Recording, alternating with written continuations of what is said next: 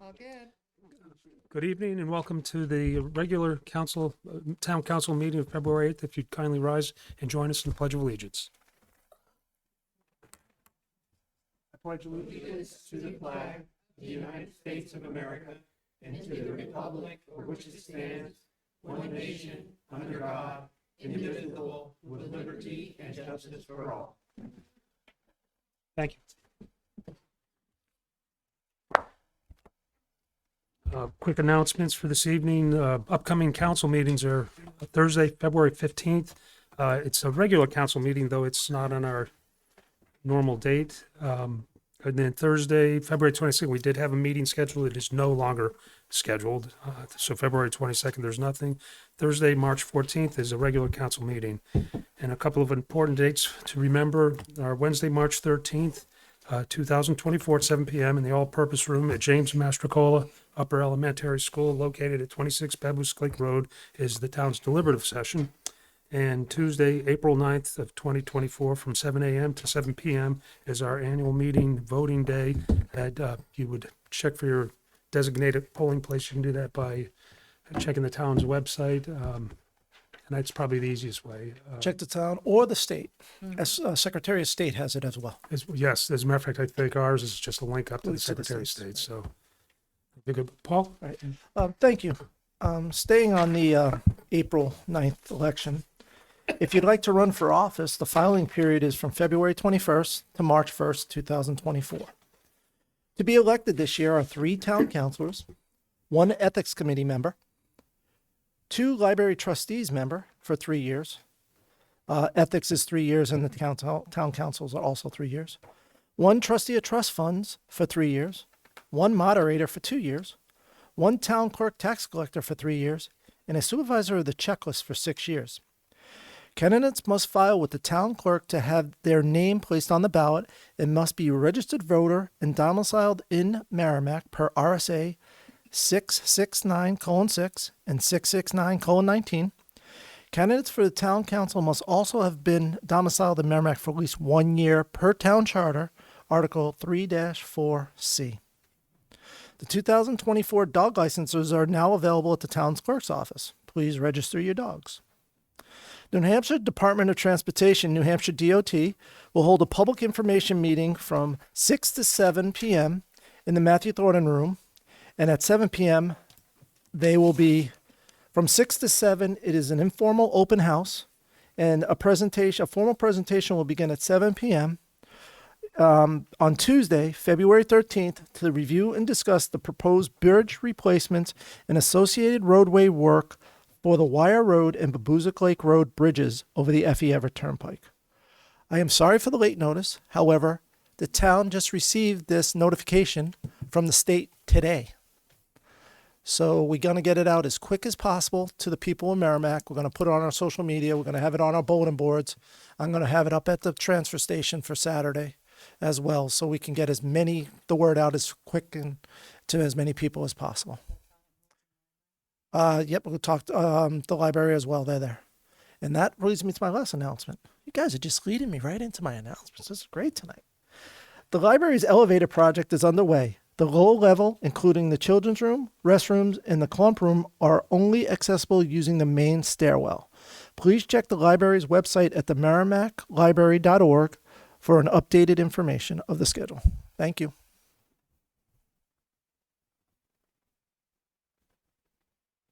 Next is comments from the press and public. If you'd like to address the council, you can stand to the mic or sit at the table. Seeing no one, we'll move on. There's no resignations, retirements, no appointments. Our first public hearing is it's a public hearing with Invest New Hampshire Municipal Per Unit Grant Program Acceptance. The council to hold a public hearing to authorize the acceptance and expenditure of up to $480,000 to be received under the Invest New Hampshire Municipal Per Unit Grant Program for the town of Merrimack pursuant to RSA 31:95B and Charter Article 8, Section 15. Thank you. This grant fell into the town's lap. It's an initiative that the governor's office set up to have affordable housing in the state of New Hampshire. We have a workforce housing project going on in Twidbridge Road. About 48 units are considered affordable housing, and there's a calculation. The state contacted the town and said we are eligible for $480,000 money on this. It's a first come, first serve basis with the state. So once the money's out, you're done. We were talking with the state, and there's no strings attached to this money. The town can use it in any way, shape, or form they want for projects. They can do roads, they can do bridges, they can do sidewalks, they can buy a fire truck, they could buy police cruisers. There's no ties with this money at all. They might come back and ask us what we spent the money on. However, I do not have a plan for this $480,000 at this time. Really why I'm coming in front of the council and Robert Price, who brought this forward, is that we want to get in the queue with the executive council committee meeting so it can get approved. And once it's approved there, then the money will be earmarked for the town of Merrimack, and we get $480,000 from the state. We'll come back at a later day before we try to expend any of this money. Just trying to put a bunch of things together. What would be the best use for this money for the town of Merrimack at this time? I think the only string that you had suggested to me was it can't be used to offset taxes. Correct. So it has to be used for a project or something. Right. Yes, that's the only string. We got projects. So, All right. Thank you, Paul. Anybody have any comments or You questions? need to vote on it or anything? Well, it's a public hearing, so I'm going to open the public hearing at 7:07. If anybody would like to speak to this grant, please step to the mic or the table. And seeing no one, I'll close the public hearing at 7:08. And what's the pleasure of the council?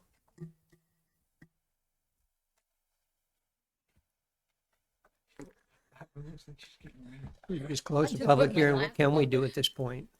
You just vote to, I need to vote to accept and expend the authorization of $480,000 from the Invest New Hampshire Municipal Per Unit Grant Program pursuant to RSA 31:95B and Charter Article 8-15. And to allow the Town town man- manager to sign any documents necessary. So moved. And I'll make a second. okay, Question though. go ahead. And that was on a motion by. We don't Tom, have the second grant by yet, Mackenzie. so is expend premature? Well, if we can't accept it, we'll expend it. True, but Yeah, we don't know we- what we're expending we- on yet. We have the grant for $480,000. We have it. We have it. It's just it has to get approved by the executive council. That's why we're in the queue. They have enough money for this grant. So Okay. we are going to get it. Okay. Andy, Can we put a condition on that amendment that it has to come back before the town council, before expenditure? I would imagine that would be done regardless, but That's that would be a fair. great amendment. Mackenzie and Tom, are you? Okay. Sorry, Phil. Actually, I just didn't, I would have been surprised if you chose to do what you wanted with it. But fair I enough. know we assumed we would, but there should be no. Never You assume. shouldn't assume. huh? Very good, very good. All right, with that friendly amendment to the motion, is there any further discussion? Seeing none, I'll call the question. All those in favor of the motion, please signify by saying aye. Aye. Opposed or abstain? 700. Thank you. Thank you, Paul. Next on the agenda, we'll have a public hearing to present information and receive comments about the proposed Town of Merrimack Community Choice Aggregation Plan, which is prepared by the Community Choice Aggregation Committee. The committee this evening will, with the town's energy consultant, Colonial Power Group, and members of the committee are here to present the plan program and answer questions and take public comment. And Tom, you were the chairman of Yeah, this subcommittee? I was selected to be the chairman of that committee, and we've met several times to go over a proposal for a community choice aggregation program, which will be presented tonight as part of this presentation. I wanted to introduce out in the audience, we have Wendy Thomas and Janine Nodder, who are also on the committee, along with Andy Hunter and myself and Paul McCallie as a town rep. So the five of us got together along with our associates and you're going to present it right now. So go ahead and help us out here. Thank you. Thank you very much. My name is Stuart Ormsby. Thank you for the introduction. I'm here on behalf of Freedom Energy Logistics and Colonial Power Group. We've been working with the town to put this plan together. So what I would like to do is just to provide a general introduction and explanation for what the program seeks to do and just outline some of the next steps for Merrimack to consider. So what is a community choice aggregation program? What it does is it forms an optional buying group. It's something established by a town or city pursuant to New Hampshire law. And really it's seeking to establish another option for electricity customers in the town. So currently customers can elect to contract directly with a third-party supplier, or they can take power supply from their local utility Eversource. And an aggregation program really forms a large buying pool, and it's established for the benefit of what's called eligible customers. And eligible customers are by definition customers who are currently taking their power supply from Eversource. So that's an important definition. That means that any individual customer who likes to shop by themselves, likes to choose their own competitive third-party supplier, they're free to do that. This doesn't interfere in that choice avenue. But for customers who have just been taking their supply from Eversource, this is another option in addition to continuing to take Eversource. What's important about this program, and this is by statute, it's what's called an opt-out program. And so what that means is that all of the customers in town, this is residential and business, who are currently taking their power supply from Eversource, they're considered to be in the program unless an individual customer elects to opt out of the program. And we'll talk in a little bit about the importance of getting the word out prior to launching the program to make sure customers are aware and can make that choice themselves.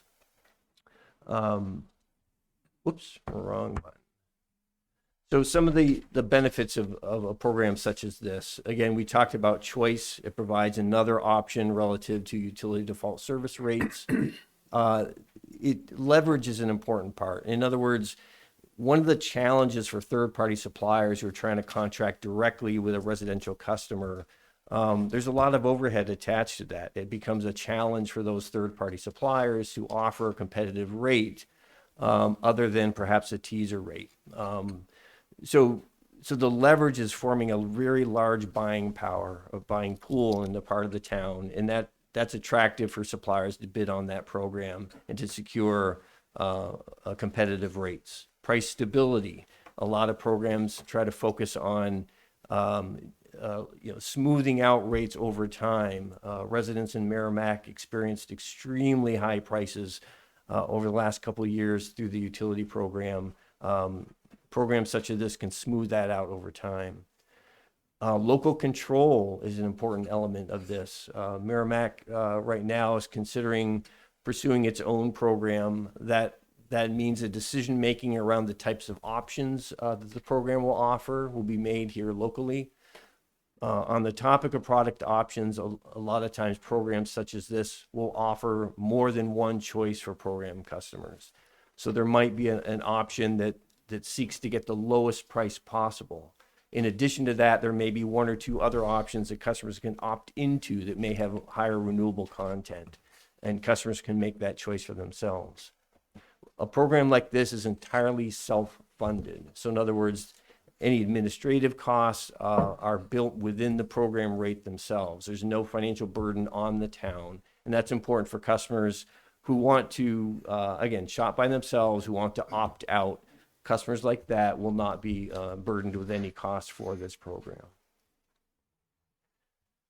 I already touched on this as an important option to overcome some of the shortcomings of the electric market choice option. But again, customers can shop by themselves if they wish to do that. Some more important elements. Billing, it's continued to be a single bill from Eversource, so you won't get a separate bill for power supply through this program. So that keeps things simple. If customers currently enjoy some extra services provided from Eversource, this doesn't interfere with any of those services. For example, budget billing or energy assistance programs, you can still enjoy those benefits from Eversource. Eversource keeps the lights on. I mean, they are still the delivery company in this. They're going to continue to read the meters, to manage the wires and the poles and so forth. So if the lights go out, you'll continue to call your Eversource customer service rep. Last bullet on this slide, are savings guaranteed? We can't guarantee savings. Obviously, the intent of programs like this is to try to secure as low a price as possible, and over the life of the program, over the life of any particular contract term, we're always seeking to have a rate that over that period of time does better than the utility Eversource rate. But it is possible, for example, if the program elects to sign, say, a 2 or 3 year contract, that sometime within that period of time, there could be a 6-month stretch where the utility rate dips below the program rate. But again, I should mention, there's easy in and out of the program. So customers can opt into the program, they can opt out of the program. There's no fee assessed to come in. There's no termination charge to exit. An important part in this slide, net metered customers. So customers who have, for example, rooftop solar and are part of the net metering program offered by Eversource. We are not going to, or the town is not going to automatically enroll those customers. And the reason is the way the ISO New England settlement process works, it doesn't enable a supplier who is serving a program such as a Merrimack Community Choice Aggregation Program. There's not a way for that supplier to provide that customer the same kind of credit that Eversource can do. So mission number one is not to create any harm with customers as a result of this program. So specifically, it's any net metered customer who at any point in time may have excess generation. They're not consuming all of the output from their solar array. And so Eversource can give a credit to that customer. A program participant, we wouldn't be able to give that credit, unfortunately. It's something that we're working on. The utilities, Department of Energy, along with a number of the energy consultants in the state, we're trying to work a solution on that, coming up with some workarounds, but it's a work in progress currently. Staying informed throughout the life of the program is critically important. Lots of customer outreach, information sessions. There would be a dedicated program website that provides all the latest information in terms of product choice and prices. And that'll be ongoing and a critical component of the program. So in terms of steps and timelines, as part of the introduction here, the Community Choice Aggregation Program the program plan was created by an energy committee established here in town. And so we've been working with them to help put a plan together, and that's been made available for the public to take a look at. After receiving public comments at this hearing and then another hearing to commence in a short period in the future, it'll come back to town council to take a look at the final plan, consider approving it. If the council decides they want to move forward with that plan, it would then put out a warrant article for town meeting, and the entire town will get a chance to vote on that plan. And importantly, what the town would be asked to do is whether or not it wants, to allow the program to consider to launch a program. Because even after approving the plan then goes to the Public Utilities Commission for a review and approval. And then after that point, then the program is street ready. It can go out, it can launch if it wants to at that point. We wouldn't be launching, the town wouldn't be launching the program unless and until it can offer something more attractive than the utility default service rate. So there's not a hurry to do something. There shouldn't be a hurry to do something. You want to make sure that you're launching the program when you can actually provide benefits to residents and businesses. If we get to this point and the program is about to launch, then there's going to be a big push for getting information out there, because it's going to be at that point in time that there's real information to share with customers in terms of rates, what their choices are, what the options are, how does it compare to the utility default service rate? So what happens is there's a mail, at a minimum, there's a mail notification that goes out to all eligible customers prior to the program launch.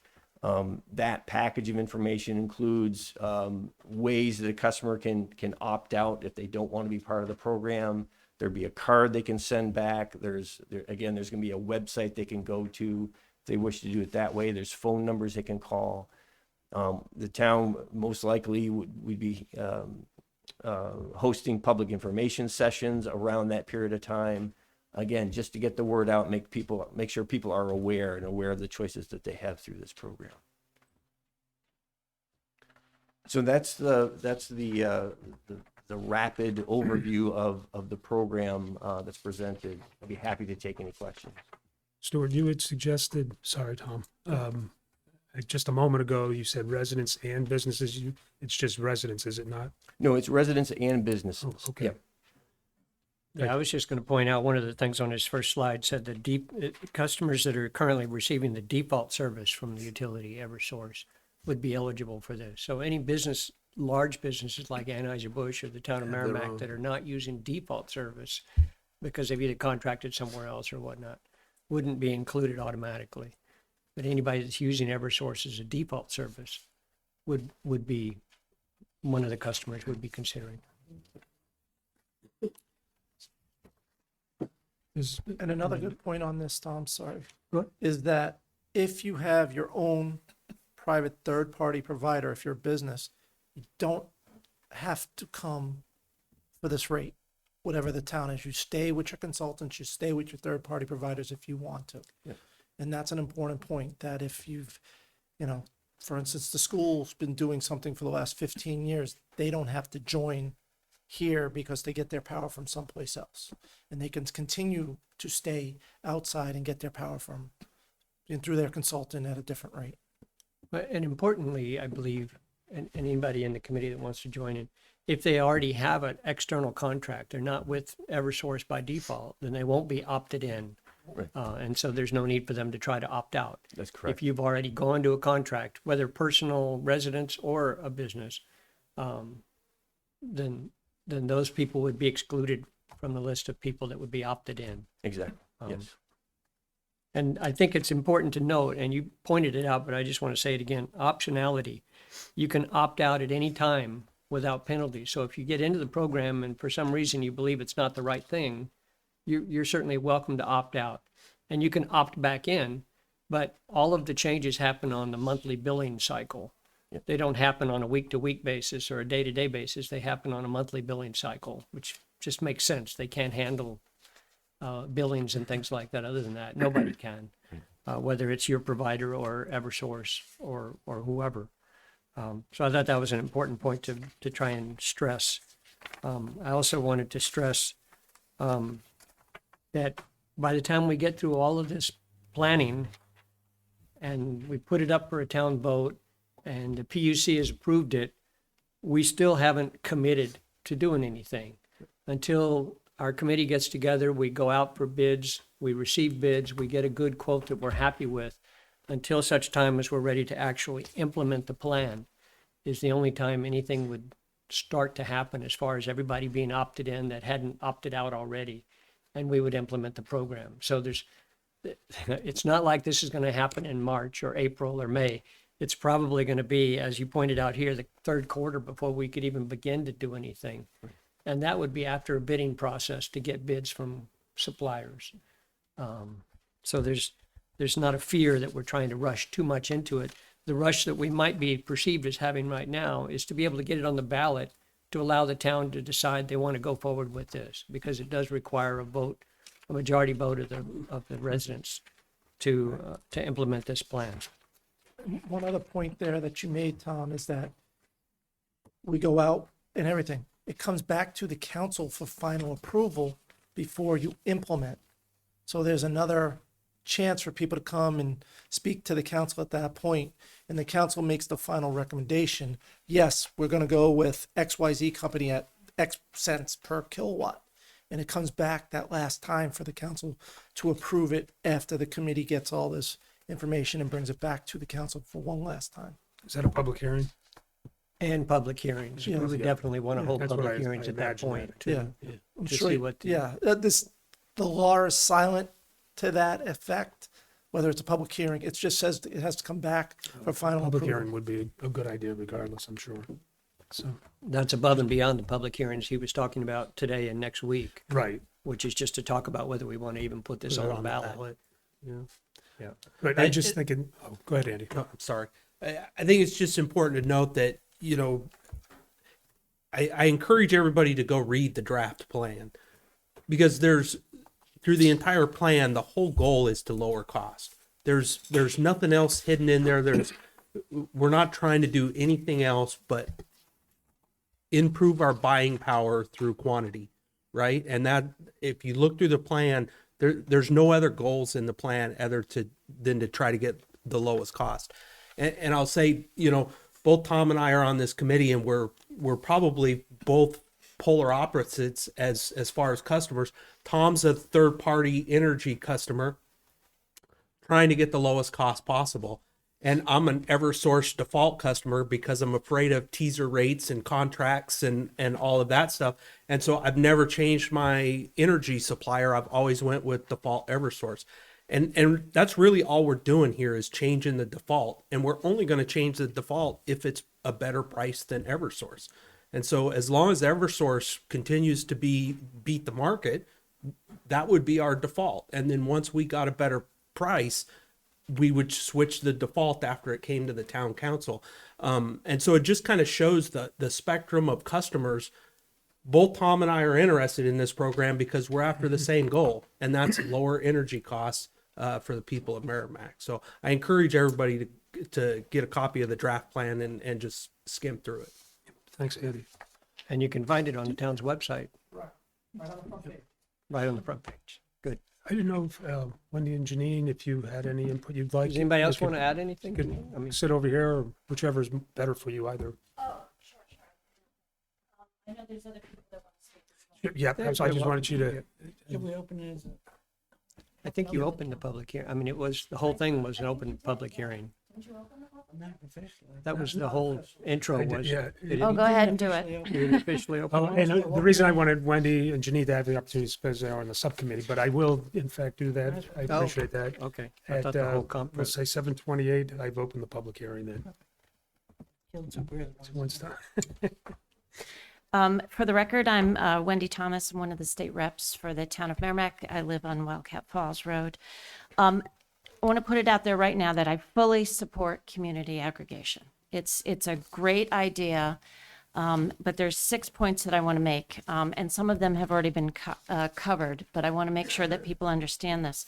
First of all, community aggregation, if you think of it as, those, when I was in college, the hippie co-ops, where people joined into a co-op and through the buying power, you were able to get food or, bulk food at a cheaper rate. And so it benefited everybody. This is the same idea. We're combining forces to buy bulk energy. And so it's cheaper that way. I want people to understand that it doesn't, if with this plan that we're talking about, and it could change, it doesn't, you're not tied to it. It's been mentioned that you can leave and you can go back and forth. You can leave it if the rates go higher than Eversource, if you want to play that game. Sometimes like the stock market, you just wait it out. But you're not tied to this. You can leave, you can come back. But as Finley, or Councilor Roth, Oh, no, Finley. sorry. Perfect. I recognize Finley. The other is a little more difficult. Okay. As he mentioned, it's tied into the next billing period.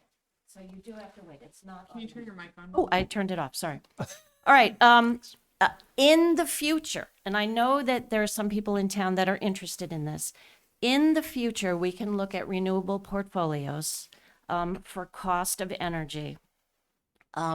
And I know that there are people in town that are interested in that. However, as Councilor Koenig mentioned, it is the prime directive is to save money. That is why we're doing this. It's to save money and costs. One thing, I'm not sure it was mentioned, it might have been, this is a question that came up. If a pole goes down, we're having lots of windstorms, we're having lots of ice and rainstorms. If a pole goes down, it is not the responsibility of this. It is still the responsibility of Eversource. You call them and they take care of that. They own the poles and the wires. And also the town, as has been mentioned, is not obligated to go forward with this. It would be kind of silly not to, because it would save us money and it would be essentially cutting our nose off to spite our face. But we are not tied into this. We can pull out at any time, and we don't have. And so I just want to assure people that there's an out to this if it doesn't work out or if we don't like it. And then my last point was one of the things that I still think that we need to gather information. I think we need to get some more information on a lot of things, but one thing in particular is. Stuart here mentioned that the rates haven't always been lower than Eversource. I mean, that's kind of, you play the market and everything, but I would like to see the performance records and how often they have been higher than Eversource and how often they have been lower than Eversource. I think that's important information for us to have to go forward. So other than that, I was involved in the committee. I want to thank you guys for working with us and giving us the information. And I fully support this. I think we need, more information and it needs oversight, but I fully support the idea. Thanks, Wendy. Thank you. Thanks, Wendy. And thanks for all your help on this subcommittee there. Janine?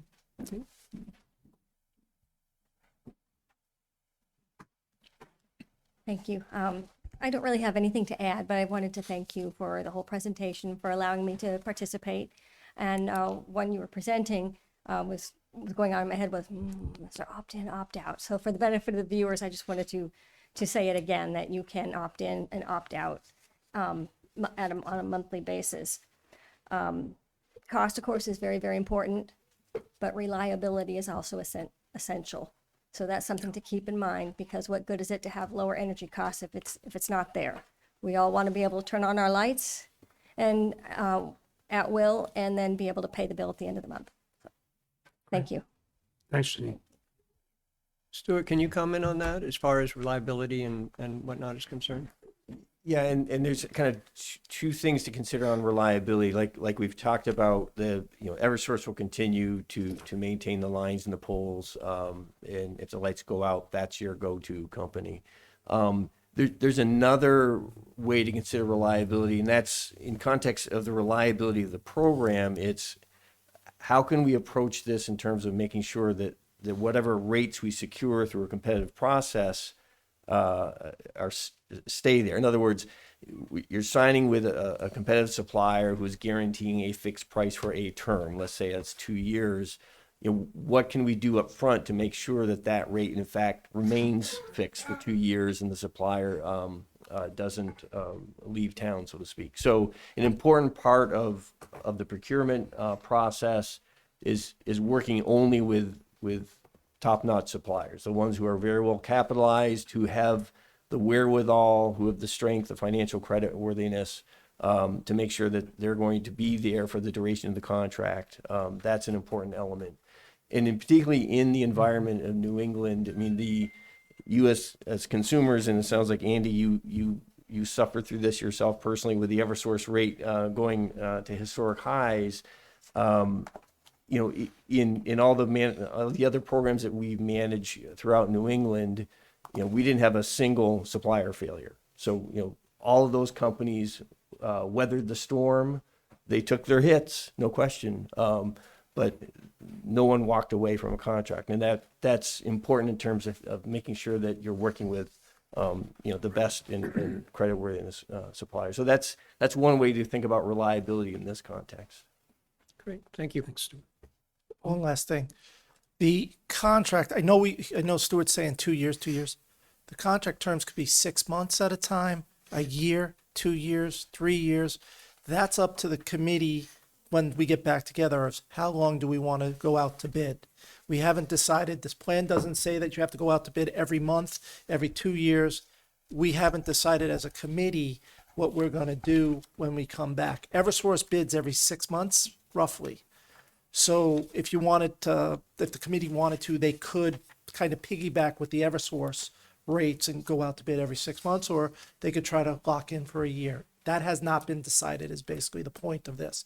This plan is to say, do we or don't we as a community want to do choice aggregation and go out and get the buying power of the town and change our default from Eversource to whoever it may be, Shell, Hess, whoever might bid and give us the reliable power. It's important to know. I mean, you essentially do this with the town's buying power.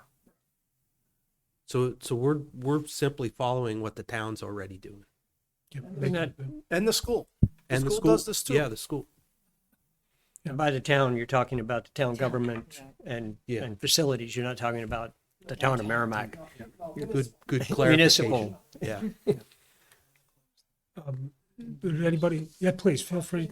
If you could step to the mic, we'd like your name and address, please, as you address the council. I think it's on. Jim Angle, Cummings Road, Maryland. I'd like to ask Stuart. I'm sorry, how do you turn So we lied. on now? No. No. I'll use this one. Okay, perfect. No sweat. Question. How many of these have you set up in the state of New Hampshire? Towns, individual, purchasing in larger quantity power?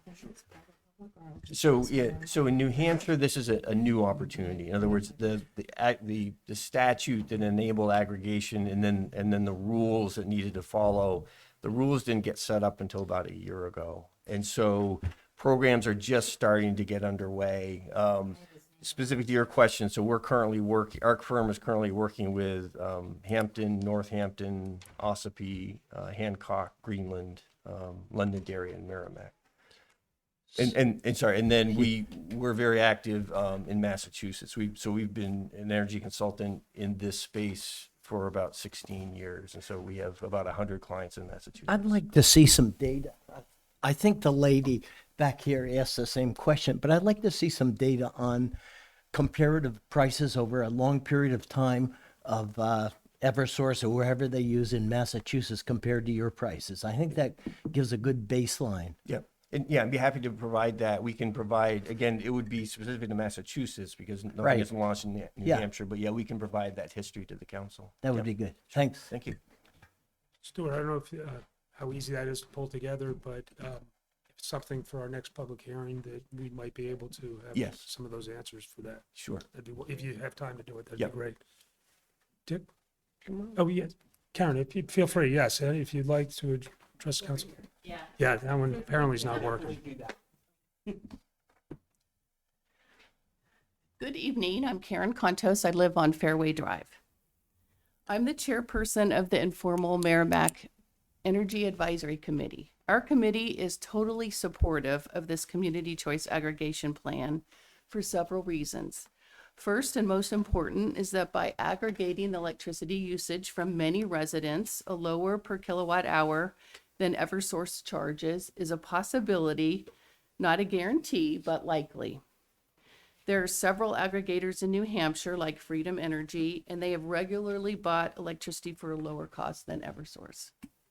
Secondly, this program will offer a couple of rates to choose from, including a basic rate, which is the cheapest rate, or I should say it can offer a couple to choose from, which is the cheapest rate, and then rates that include renewable energy at a more expensive rate for those residents who want to support clean energy. That's a possibility. So the choice in this program is commendable. We like that. Please support the program. Thank you. Thanks. Thank you very much. Karen? I didn't know, I just wanted, the Merrimack Energy Committee that you guys put together, what we've seen, what we're getting is a little confusion. They think that you're a committee of the town. And so I didn't, if you could contemplate, you don't have to, but I didn't know if you guys could contemplate being a citizens advisory group or something to that effect. for you, something for you to contemplate. Yeah, just. Yes, and it- we're thinking. You are, about okay, that, yeah, and not to be the nuisance, it just, I've been sent, No, you it's know, good to getting make that. that clear that we're not part of the town council now at our town of Merrimack now. Yeah, and no, that'll be great, and it's, you know, and it's, the good work that's happening is, you know, I don't want to take away from that in any fashion. It's just there has been a little confusion. To be honest with you, I think it's advantageous to be known as a citizen group because I think the public feels more comfortable communicating with community groups, citizens. Well, that's a good thing to sometimes. consider. So I think Greater it's trust. to your advantage. Not that they don't trust us, but they trust you more. Thank you. Thanks, Karen. Dick, good evening. Good morning. Good morning. Good morning one time today. Somewhere it's mornings. Thank you for having me. For the record, Richard Barry, let's see, 12 Kyle Road. What town is this? Merrimack. I was for the program until I started hearing some interesting things. For those who don't know, I was on state rep. I was part of the development of this whole thing way back when on science, technology, and energy. First question I would ask is, this Freedom Energy Logistics is going to, or you're thinking they're going to manage this. How much does that cost? Who pays for that? Tom, did you want to speak to that, or? That's actually built into this program, I think, that we wrote. They actually receive a 1/10 of a cent per kilowatt hour or something like that, sold to the town of Merrimack aggregation program. So they are funded through a very small adder onto the electric rate that we contract. So those of us who already go to that rate are going to have to pay that piece of it through No, you guys to them. so those of us that are currently on Eversource are going to continue to use Eversource if they want to. If they want to go into if they're opted into the Merrimack aggregation program, they will pay the rate that we all vote on, that we as a council accept as a rate proposal. That rate proposal will have a built-in small surcharge to help pay for Freedom Electric and the consultants as part of it. At this point, it's a very, very small amount, less than the amount that's charged by other programs that we've seen. And it doesn't, if you're already on a rate, you don't have to join the Merrimack rate, so you're not paying extra. And I Right. think it's important to note that the only time we're going to go forward is if there's a savings. And so if they can present us with a potential contract that saves us money, then we'll move forward into aggregation. So if they can't save us money, they don't make any money because we're not signing a contract until we can realize the savings. Thank you. And also, the young lady was right to look at history. How many times has the Unitil or somebody else given a lower rate than what I got, which is this?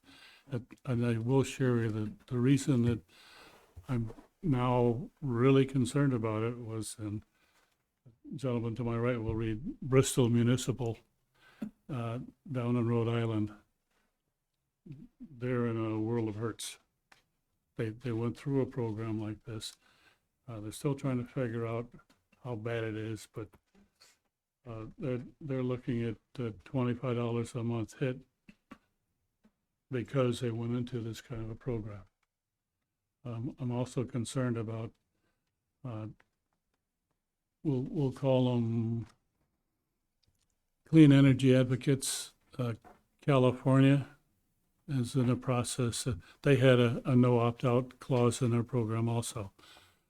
They're going to have to go back in and force an opt-out because the rates, I happen to own a place in San Diego, the rates in California, because they're trying to get more clean energy out there, and I will set it, that's a major reason for it, but their rates are going out of sight, and we don't need that here. I'm delighted to hear that you're going to go through some more work on it, and we're going to put Paul to work on his old job, balancing numbers around there. I'm delighted to hear that, but I will say to you, proceed with great caution. I mean, the Public Utilities Commission is the ones who set the rates.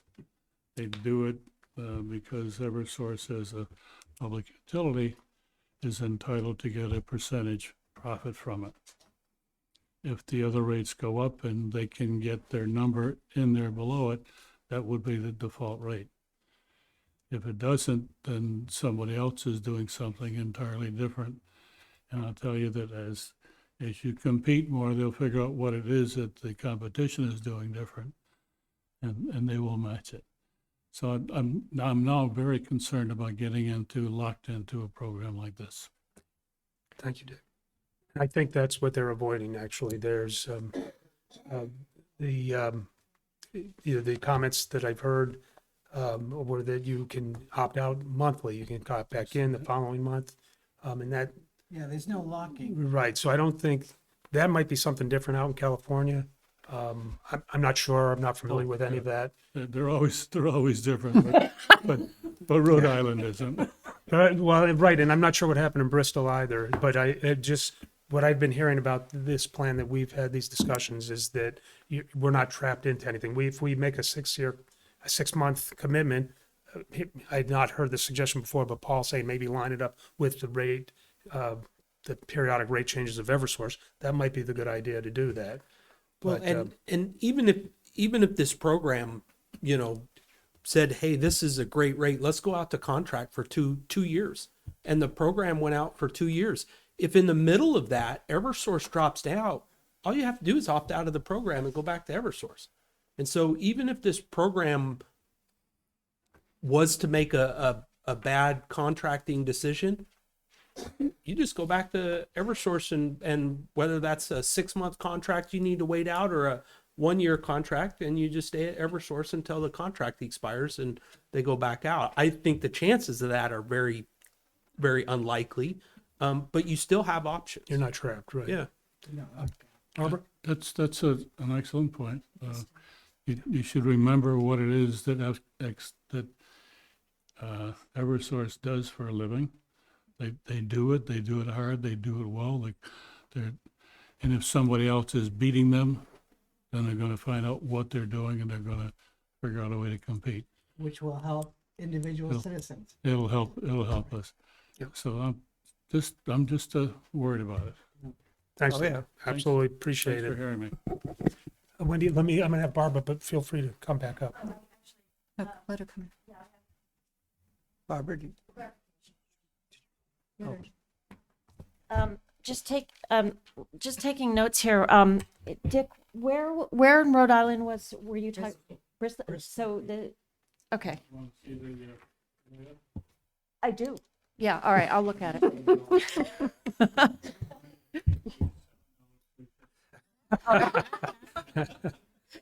Thank you.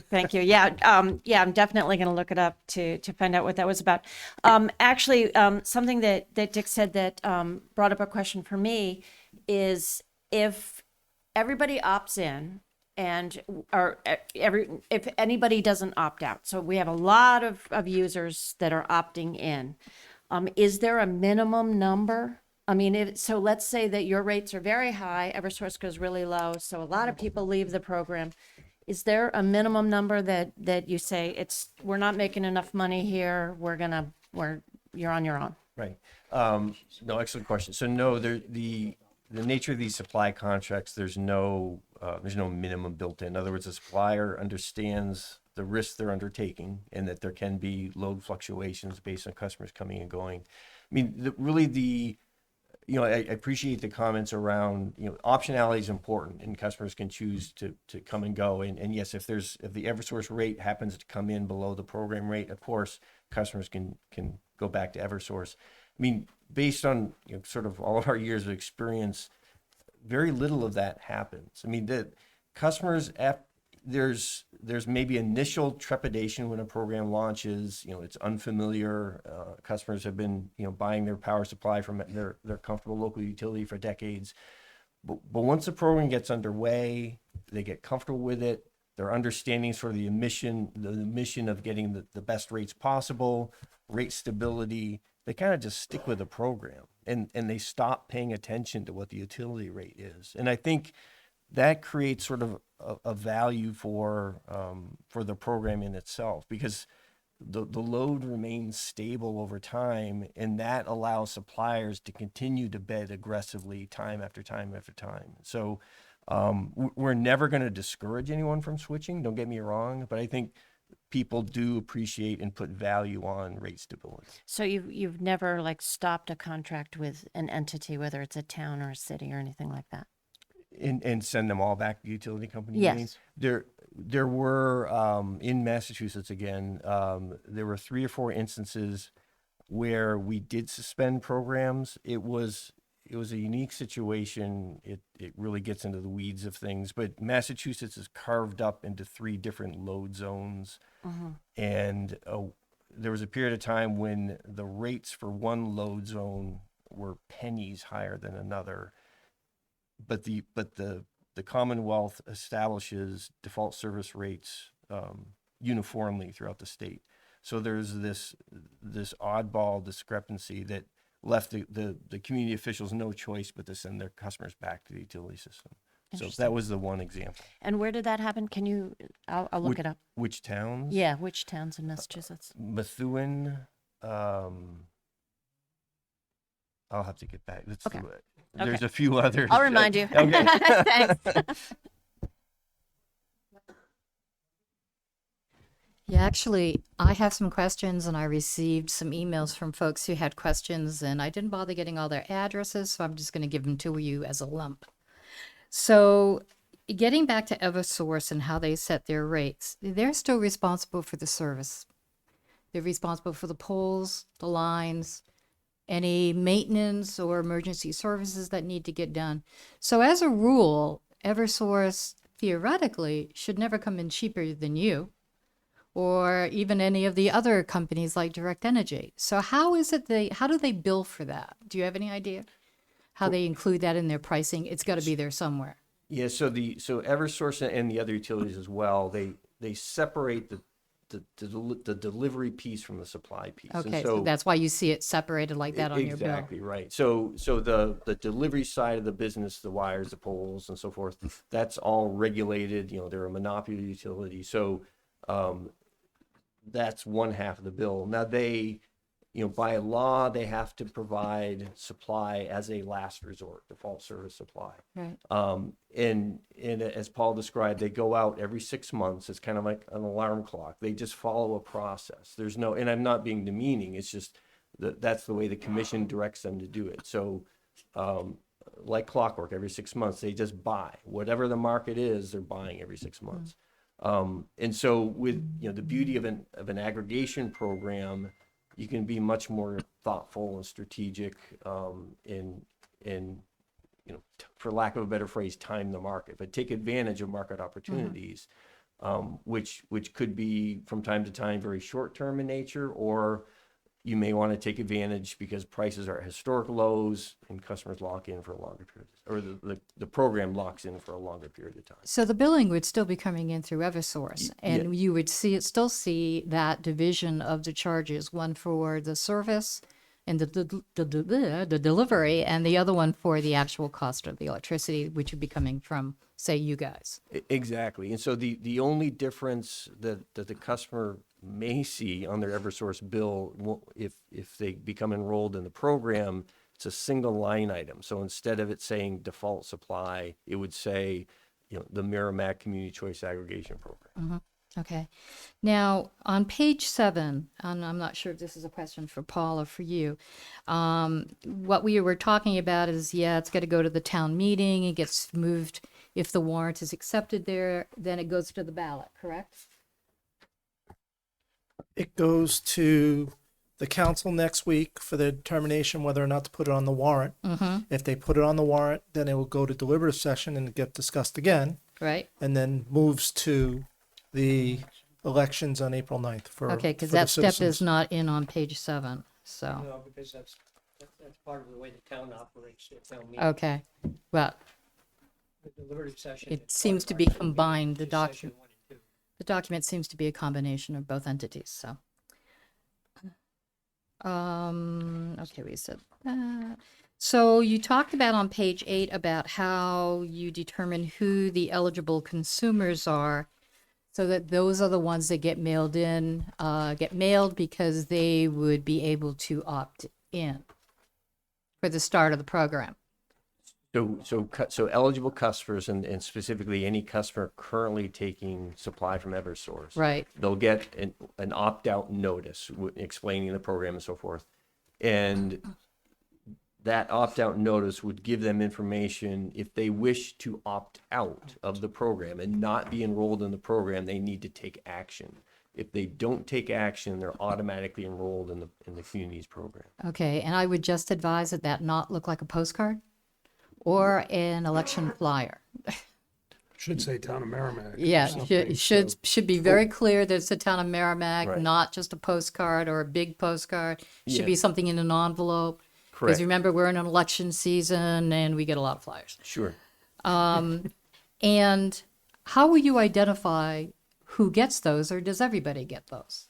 The opt-out notice. Mm-hmm. So the mailing information that we will get from Eversource specifically breaks down which customers are currently taking Eversource supply, Okay, which customers are on third-party contracts. okay. So say we get through all of this and it goes through the election and everybody loves it, we're here. What you talked about was going out to bid for suppliers. I'm not sure who mentioned that. So how does that work? I mean, it's a bid process like we do for everything else with the town.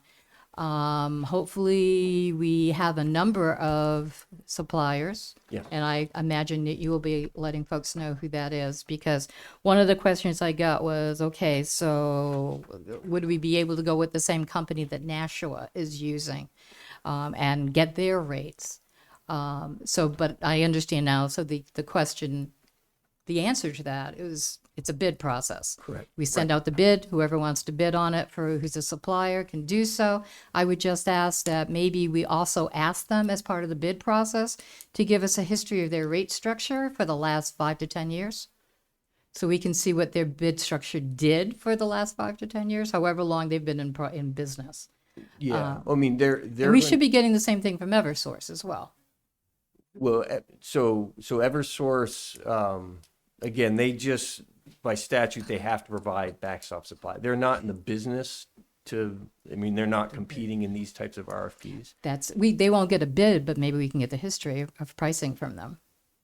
I mean, we have all the history of the default service rates. So the committee would have that at their disposal when they go to look at the bid submitted. Sure, I mean, we can have that available. I mean, just to clarify, I mean, so we'd be going out to bid, we'd be asking suppliers to provide, different price options for different products, for different term lengths. It would be a standard contract terms and conditions that they're bidding on. So that way it's a pure apples to apples comparison of the prices that you're getting from suppliers. And they're going to be, of course, pricing based on whatever prevailing market conditions are at that time for those term lengths. So history is kind of interesting, but really what matters is whatever the market is at that time. I mean, when we get bids for vehicles, we don't ask those dealers to provide us 5-year history on vehicle pricing. We ask them for a bid. They all submit their best price, and we choose the best value for the town. This would be no different. Well, I think if you can, especially for the suppliers, if you can see a little bit of the trend on their increases or decreases, it may give you some information. But we're locking in a rate, so there will I be no understand that, increases. but or it's still good decreases. to know is out of all of the suppliers, was XYZ consistently lower? That, I can tell you right now, that's not going to happen. Because I go out to bid with the town and the consultant group. And it's and I whatever just they want to do. And I just got one. And to be honest with you, BP came in the lowest bid that they've ever come in at for the town. And we've been bidding this for 14 years now. They were the lowest bid. And I got Direct Energy, who was normally low bid, and they were middle of the road. And then I got MP2, which is Shell Energy, and they were second low bid, and they basically didn't have, they were within thousandths of a cent between these. So these guys they bid up and down. It's whatever they can go out and buy their supplies out there. It doesn't make, It's whatever the market will bear. whatever the market will bear at that time and whatever they have with it. So to get a history of how they bid is Okay. So the history is more reflective of what the market was at the time. Yeah. correct. Right. Rather than, Right. Yeah. okay. Okay. Makes sense. Thank you so much. Thank you.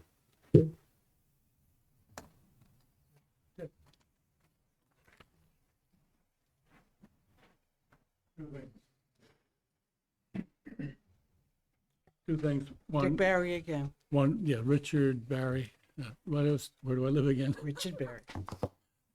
The YMCA down here half the time. If we get going, we're in the middle of this thing, and we get what? How many thousands of electricity homeowners are going to be involved in it? And we say, okay, we're going to opt out. Think about the fear that's going to run through them when they say, "Got to transfer all that paperwork." It is not a simple task. So they're going to do their best to do well. I just hope this doesn't get into something like Xfinity, that we're in the cable and the communications, and we have not much of a choice as to how we go now. Well, with that, there's tons of alternatives now, so that do change, but I appreciate it. Thanks, Dick. 40 years it has. Right. If you would like to, please feel free to take a seat right up here. Your name and address, please. Yeah, Tyrell Borowitz, Timber Lane. I have two questions. So there's the supply charge that we see from the Eversource bill, and there's delivery charge. Is there anything to prevent, if we all go in on this and we get a lower rate for energy, is there anything to prevent Eversource from then having an increased delivery charge that would offset the saving? No, so the delivery side of the business and the supply side are entirely separate. So everything that goes into the delivery rate supports their infrastructure and the customer service, and that remains unaffected. So the suppliers, including, the utilities, Eversource included, they're indifferent to the supply part. I mean, they provide the default service because they have to statutorily.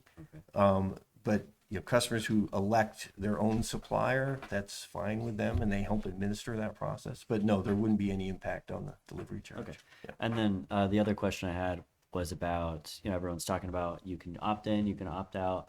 Is that information for, the rates? How accessible is that going to be to the average person? Yeah, to know at any time sort of what are my options, what Yeah. are the rates. So there'll be a dedicated program website for one thing, that'll always have the latest and current information. In any time the town, signs a new contract, that information will be posted immediately. So that's probably the best source to go to, and there'll be a link to the town website to make it easy for people to find that program website. I mean, typically there's sort of ongoing, even through the life of the program, ongoing touch points, whether it be coming to the council from time to time to give them an update on the program, or information sessions. In other programs we often will have once a year touch points at the senior center because there's a lot of interest within that community. But typically the website is kind of the go-to place. The only thing I would add to that is, I do agree with you that I would want it so easy to find where would I go to get that information. And I think it would be our responsibility. You okay?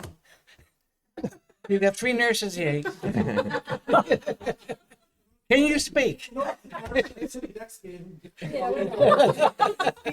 nurses aren't even moving. Yeah, falling on the floor. You're good. Sorry. Excuse me. We have to take care of priorities. Yeah. As a counselor, I would encourage and be aware of how it's presented on the town website. I literally want to have something like, do you want to know what the rate is? Link here. Yeah. Okay, so I think your question is valid. I'd be with one of those people that please give me the easiest way to find out. And that would be, in my opinion, the easiest, have a link that says to find out what the rate is and just brings it there. So I think your concerns are valid, and that's how I would hope we would address that. Okay, thank you. Thank you.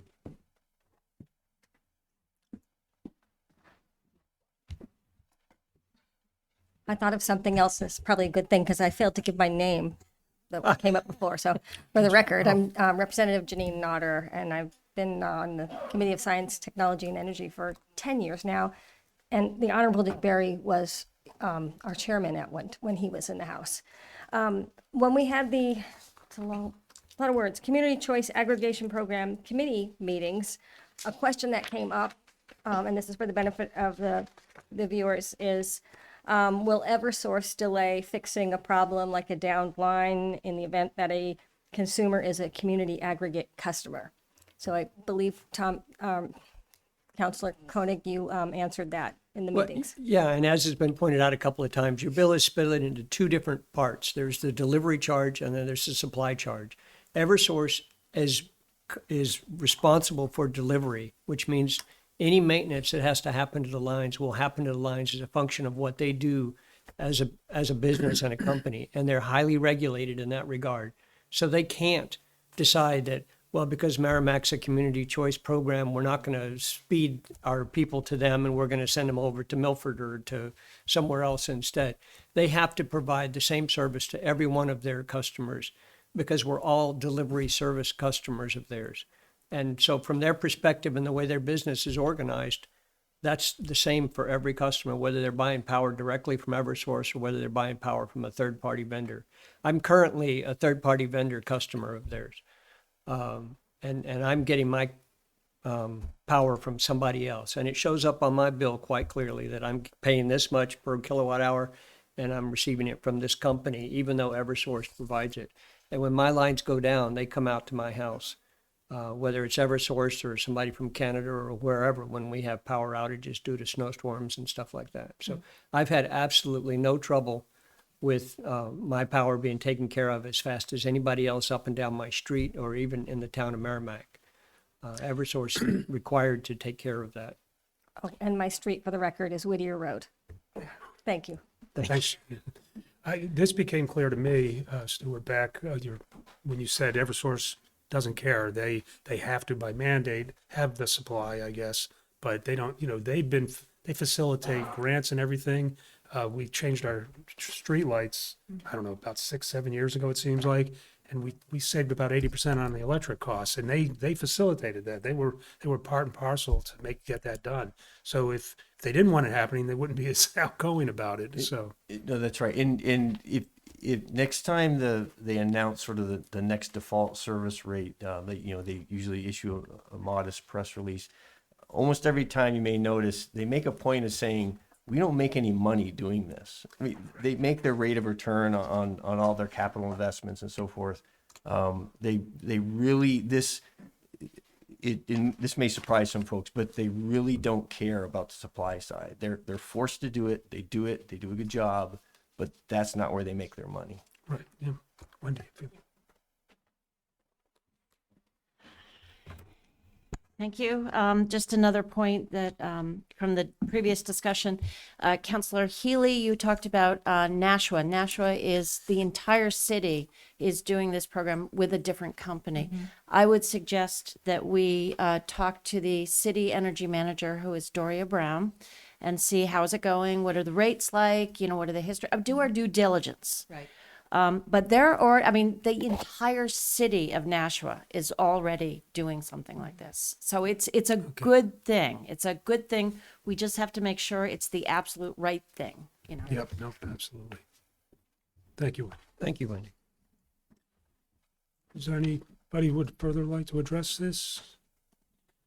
Then I'll close the public hearing at 8:09, and if anybody would like to make comment, they can send it to Town Hall and to you, Paul, to send it to the town manager, His email address would be located there. I don't, P. McCallie. P. McCallie at merrimacknh.gov. That's PMICALI at merrimacknh.gov. And if And you put could include your name and address. CCA So, in the subject matter, please. so, yep, so you can consolidate, make it easy, and that'd be great. And you need your name and address for that, and and that'd be good. And we want the input. We're going to be having. What was the date? Sorry. Next Thursday is the Thursday's second next- public hearing that we'll be having for the public. And afterwards, the committee will be making a recommendation to the town council next week. Great.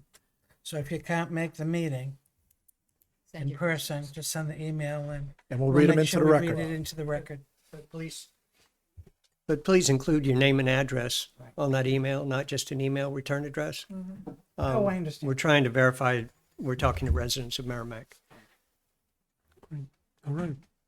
So thank you very much, and thanks Wendy, Janine, and Karen, and everybody, and for all the comments. We definitely appreciate it, and be giving us some guidance. So Thank thank you very much. again. Thank you. Great, thanks.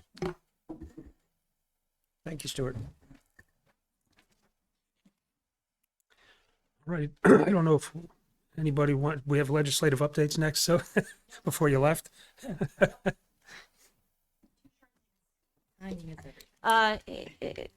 Wendy Thomas, state rep for Merrimack, and I live in Wildcat Falls.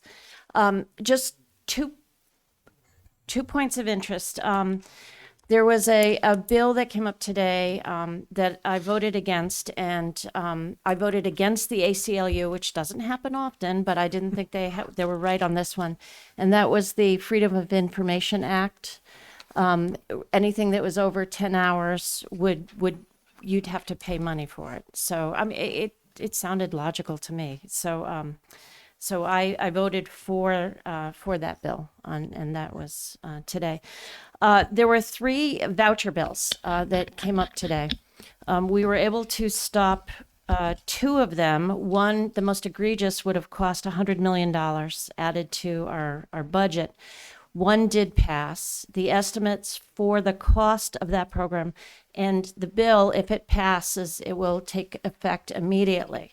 So the cost for that program is estimated at $43 million. We're not, and that's the minimum, $43 million. We are not in a budget year. That means that the money for that program has not been appropriated. So this is an unfunded mandate. However, if it passes into law, it must be funded, which means we don't have a sales tax, we don't have an income tax. Guess what we have? We have a property tax. And so if this voucher bill passes, we are going to have to get $43 million out of, we're going to have to get blood from a stone, and that means we're going to have to raise our property taxes. So it's a big deal. It's a big deal. School voucher, is that what you're saying? I didn't know The what school voucher was vouchers, school voucher program, yeah.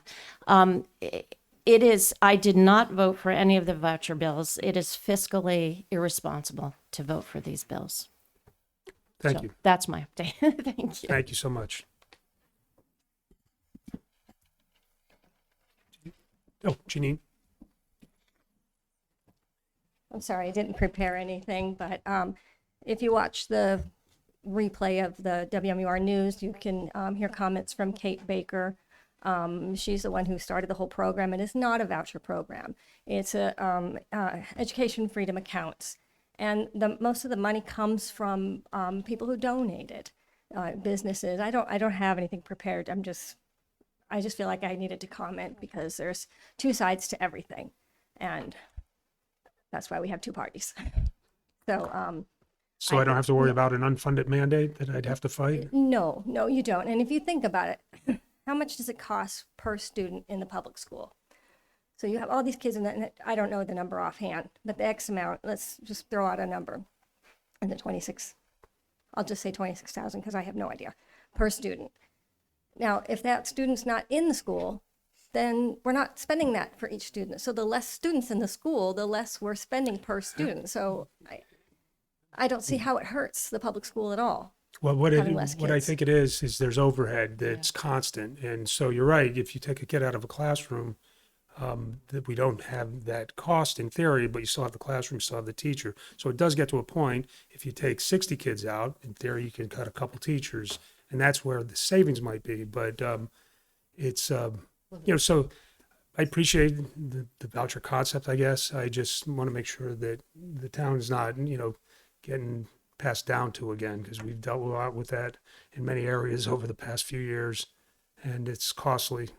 Retirement comes to my mind right away at 38% for police and fire. I'm very annoyed at that, by the way. So that's old news. I So just want to stress that, there's always two sides to every story. And I believe that not one size does not fit all.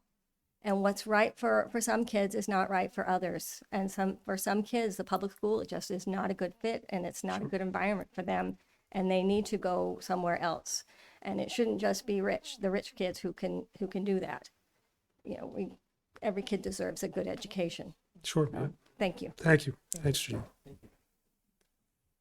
Yes, Nancy. Thank you. Excuse me. I have a bit of a list of a few things for bills that were addressed, but I would like to address Representative Notter's comments. As you might imagine, we don't have the same perspective of this bill. I too am very concerned. This is an unfunded mandate, and our state, as Representative Thomas said, it's not a budget year, so this money has to come from someplace. So all of us who are concerned about our property taxes now, hold on, because this money, where does it come from? And if it's number one, it's an unfunded mandate, which New Hampshire statute disallows anyway. But that said, there's a number of reasons why I voted against this bill. It expands eligibility. Originally, this idea was proposed as a way to help lower income students take advantage of private and religious schools and opportunities elsewhere. Myself grew up, I went to a private religious school. My parents paid for it. Public school was an option, but my parents chose not to do that. Had a great education, I'd do it again, and if I could afford it, I would probably do the same thing for my kids.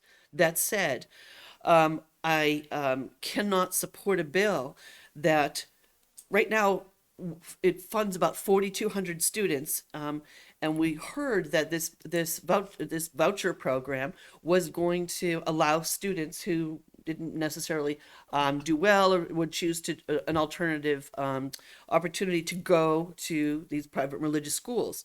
The reality is that the vast majority of these students were already in private and religious schools. So it's not, we have not seen the data, at least to this point, has not been that the children that are in the public school needing to get out of there for whatever reason are using this option. The students that are the families that are taking advantage of this, their children are already there. Also, in terms of lower income families, in many situations, if a family has a lower income and they have one child or more, even with the voucher program, they can't afford the rest of the tuition. So it really doesn't make it affordable. New Hampshire taxpayers cannot afford this program. It would increase costs to around $45 million a year in our budget. It's already grossly underfunded, and I find it fiscally irresponsible. There's an indeterminable impact on the budget, and which would be in our taxes. And we all know that when there's no money, costs are downshifted to the towns. So we will be paying for this if this passes. Of great concern to me today, this bill passed by one vote, and it was along party lines. But normally, and I have actually never seen this in my 4 years in the House, when a bill like this is proposed, it then goes to, if it passes, it goes to finance. Well, today, after passing by one vote, the chair of the finance department, that committee, waved it off. So this bill now will not go to finance, where there will be any financial conversations about the impact to taxpayers. It's going to go directly to the Senate. That's unheard of in my experience in the State House. I'm sure it may have happened in the past. in my opinion, public funds should go to public education, and I think Councillor Rothaus made the point earlier that we hear this. This money isn't going to impact public education because these students are going elsewhere. Well, unless you had all of the students in the same grade in the same school, overhead stays the same. So when children leave, that funding also leaves. So really what this is doing is removing money from public education. So that I was very disappointed. And I think it's interesting too that I believe as legislators, we should be listening to our constituents and citizens in New Hampshire. And this bill, just online alone, I wasn't there to see the blue sign-in sheet where people actually sign in support. Of the people, the almost 9,600 people that signed in, 46 people supported this bill. 1 was neutral, and 954 opposed it. And this bill still passed. It's online and it's in the records. It's anybody can look that up on the general court website. So that's was a very concerning vote today. The other bill that I wanted to mention was one that's two that are actually I think more important to Merrimack. One is HB 1114. That was the bill that I submitted to extend the PFAS Commission, and that's a 5-year commission that we wrote in 2019. It ends in November of 24. So given that there's still certainly a need and will be for some time, that bill was written, and the great part was that was heard yesterday. And passed out of committee unanimously, which is great. They execed it right after. That often doesn't happen, but there was agreement. And the chairman of the Resources Committee is from Hudson, and he asked for approval of an amendment, which I fully supported. I thought it was a great idea to add the town of Hudson because they too are impacted by the same polluter. So it just made sense to. We added Londonderry. It was a year ago or 2 years ago maybe, and now Hudson is included as well. So that was a great thing.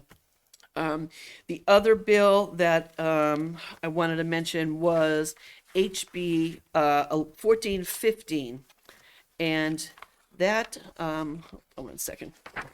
That bill I wrote basically to we all know in order to protect our environment and to protect our health, we have to just stop our exposure to PFAS.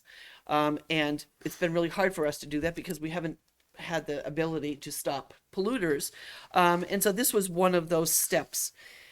This was written to reduce with the goal of eliminating exposure to PFAS from PFAS facilities that have adversely impacted New Hampshire's water sources, so surface water and groundwater. It amends RSA with PFAS-related definitions, including that of, quote, a PFAS facility. And it adds a new paragraph to the hazardous waste law that imposes liability on any person who owns, and a person is not just a single person, it's a broad definition, on any person who owns or operates a PFAS facility where a release of PFAS has resulted in concentrations in groundwater or surface water of 100 parts per trillion or greater. Those persons are subject to they would be subject to federal regulations regarding and this is especially helpful to our community given the situation we have here at Saint-Gobain.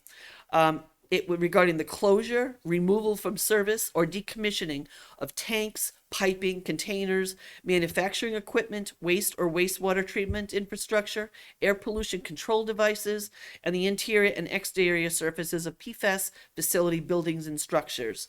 I in my testimony to the committee, I said that PFAS polluters make the decision when they make the decision to shut down operations and leave a community where they've done business.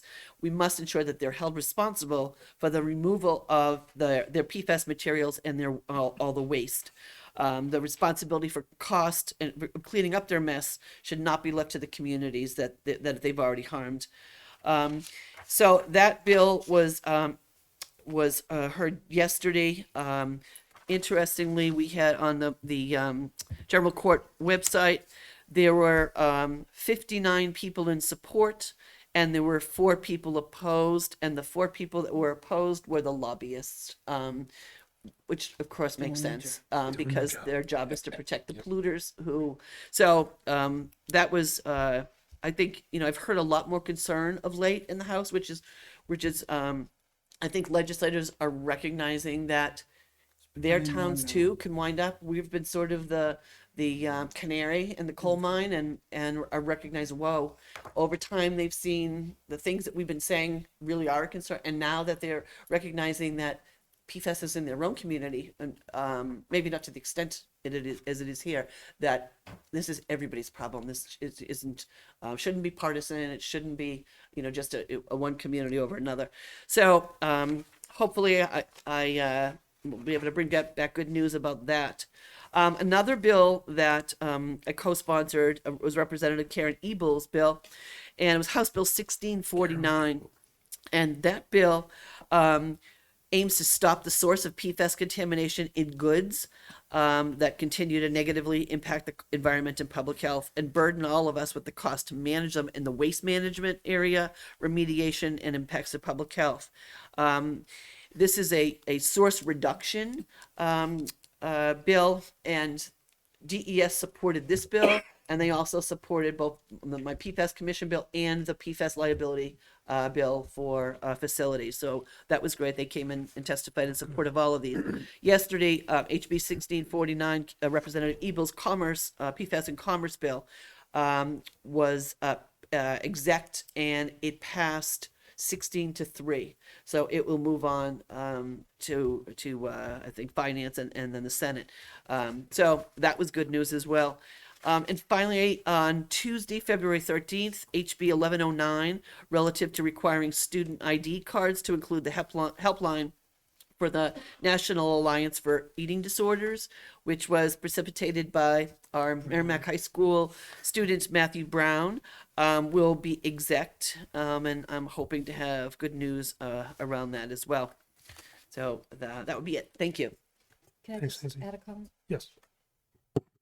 So I don't know if it struck you yesterday, but when you were testifying for 1415, which is the PFAS facilities bill, that when they decommission, there were 3 Merrimack representatives on the resource, and I cannot remember the whole thing, that particular committee, Representative Rung, Healy, and McGow, and in the audience was Wendy Thomas, and of course you were as well, and you testified. And and that's one of the reasons why the 4 lobbyists who were in the audience decided maybe they wouldn't get up and say anything. Perfect. I appreciate you guys being there for that. Yeah, it was kind of ironic. It was fun to watch. You could see him in the background. I'm sorry. Just a rebuttal, because that was a very partisan spin. And again, I just wanted to say there are 2 sides to every story. There are 2 perspectives on things. And I didn't prepare anything. I mean, I could get you some more information on the EFAs. But in regards to the thousands of signatures online, we don't know who these people are. They could be paid. They could be coming from all over the country. So that's something else to keep in mind. So Thank you, thank Jean. you. Okay, I got one more thing. I know. Well, I know. No. Could I got an email, believe it or not, You from did. another representative. Let me. Well, in the future, what we have to do is make sure that we don't have the back and forth. But if you No, this is, I'm not okay, yeah, sorry, because because it just makes it more difficult for. No, it's not. I had to. Yeah, no. No, I just, Representative Councilor Murphy, reminded me of an effort that of mine also that has passed out of committee, and it's a House resolution that we sat down when Saint-Gobain announced they were going to close. We didn't have a lot of time because we only had a couple weeks to get bills in, so we sort of put in some ideas for bills. Nancy has the 2 PFAS bills that were heard yesterday. I put in a House resolution, and a House resolution is just a formal letter from the House of Representatives to another entity. So This, I presented it to State and Fed, the committee. It outlines the history of Saint-Gobain. It outlines the times that Saint-Gobain has lied to us, documented, lied about the amount of PFAS that they have released into the wild in our town. It documents the health effects and the damage that has been done to our town. It documents that Saint-Gobain has announced they are leaving our town, and it is asking for oversight on the closure of this, because at the time we had nothing. We had nothing. In fact, we're even trying to figure out some laws, some new bills to have formal closures. When I presented this House resolution, originally it was going to President Biden, the President of France, our congressional delegation, and I believe that was it. The committee, in a bipartisan agreement, wanted me to add federal DOJ, New Hampshire DOJ, and EPA. So we're getting finally consensus that PFAS is really, really bad, and it is nonpartisan. It will kill Democrats as well as it will kill Republicans. It'll even kill Green Party people. And we've got to do something about this. We have been banging this drum for so long, and we're finally making some progress. Of course, now they're leaving, which don't let the door hit you on the way out. But clean up your mess. Clean up your mess. Thank you. Thank you. It's a good piece. Representative Maureen Mooney sent me an email today. Basically, early in the week, I asked all our representatives to vote no on the reconsideration of House Bill 1002, which was the Right to Know bill. The Right to Know bill passed originally and allowed for communities to charge $25 an hour for anything over 10 hours for these Right to Know requests. A number of corporations have started to come in and ask us to do their job for them and their research on parcels and things of that sort, and or big Right to Know requests, and we could not charge them, and half the time they don't pick up any of the information that we put together. I asked them to vote no on the reconsideration for the simple fact that the way that it passed originally gave us that $25, and it was beneficial to towns and communities. I was told today that by Representative Mooney that the reconsideration passed. So now it's going, I don't know the next step, but all I know is the reconsideration passed. So I don't know if it goes back to committee or it goes back to full vote. Goes back to the committee. Goes back to the committee. So once again, we'll be fighting the battle on that. And then the other one is coming up, and that's pertains to lobbyists and paying for lobbyists, which NHMA is the town's lobbyist for bills. If I had to spend time tracking every bill and where it is in committee, I would spend the months of January through June up in Concord, not doing anything here in the town of Merrimack. So to have them as our lobbyist group and to keep an eye on bills,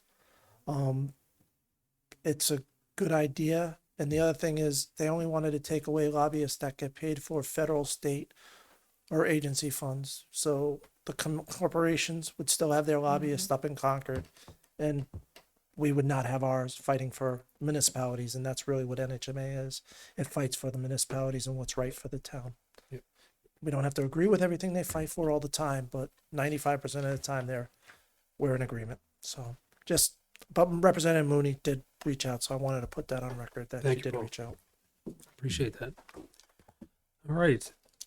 Where am I here? Town manager report. You have nothing? Talked enough, and I'll talk more later. Thank you, Paul. We have no consent agenda nor old business. Under new business, we have we're going to be presented with details of a petition received for a proposed 2024 special warrant article for athletic fields that reads as follows. Shall the town raise and appropriate the sum of $1 million for the purpose of development of town-owned land on Pearson Road into a multiple-use athletic facility for the use of soccer, football, lacrosse, baseball, softball, etc.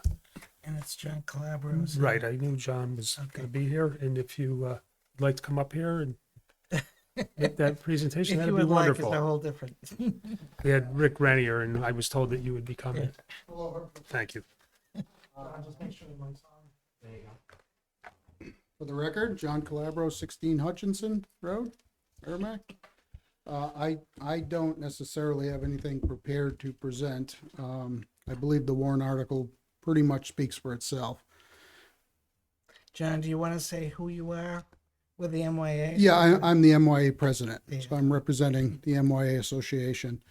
Rick Renier is our vice president, who helped me put this forward, along with Paul and company. And in a nutshell, we constantly have the programs. I'll say the word fighting, but that's not what I mean. But constantly having to work with each other to try to fit onto the fields that we have. For example, we have football practicing on the baseball field over at Gibson, because the Wasserman Park field is in not great shape to play football on. We have lacrosse and soccer having to dynamically schedule week to week on Bishop Field because of the lacrosse has to kind of keep the field open because they play tournament games and they can't really schedule up to weeks, short time frames due to rainouts and things like that, and various crossovers to that effect. The biggest problem we have is a big part of the soccer program and a big part of the softball program is played over on the Elbit fields, which are donated to the MYA and to the town.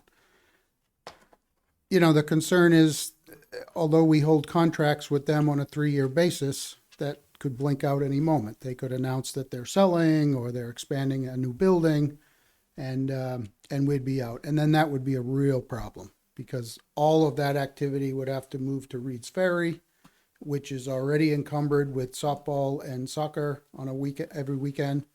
And we simply would run out of space and we would have to have less games. We would have to maybe, have each program play every other week type of thing. And it would be a big effect on the program.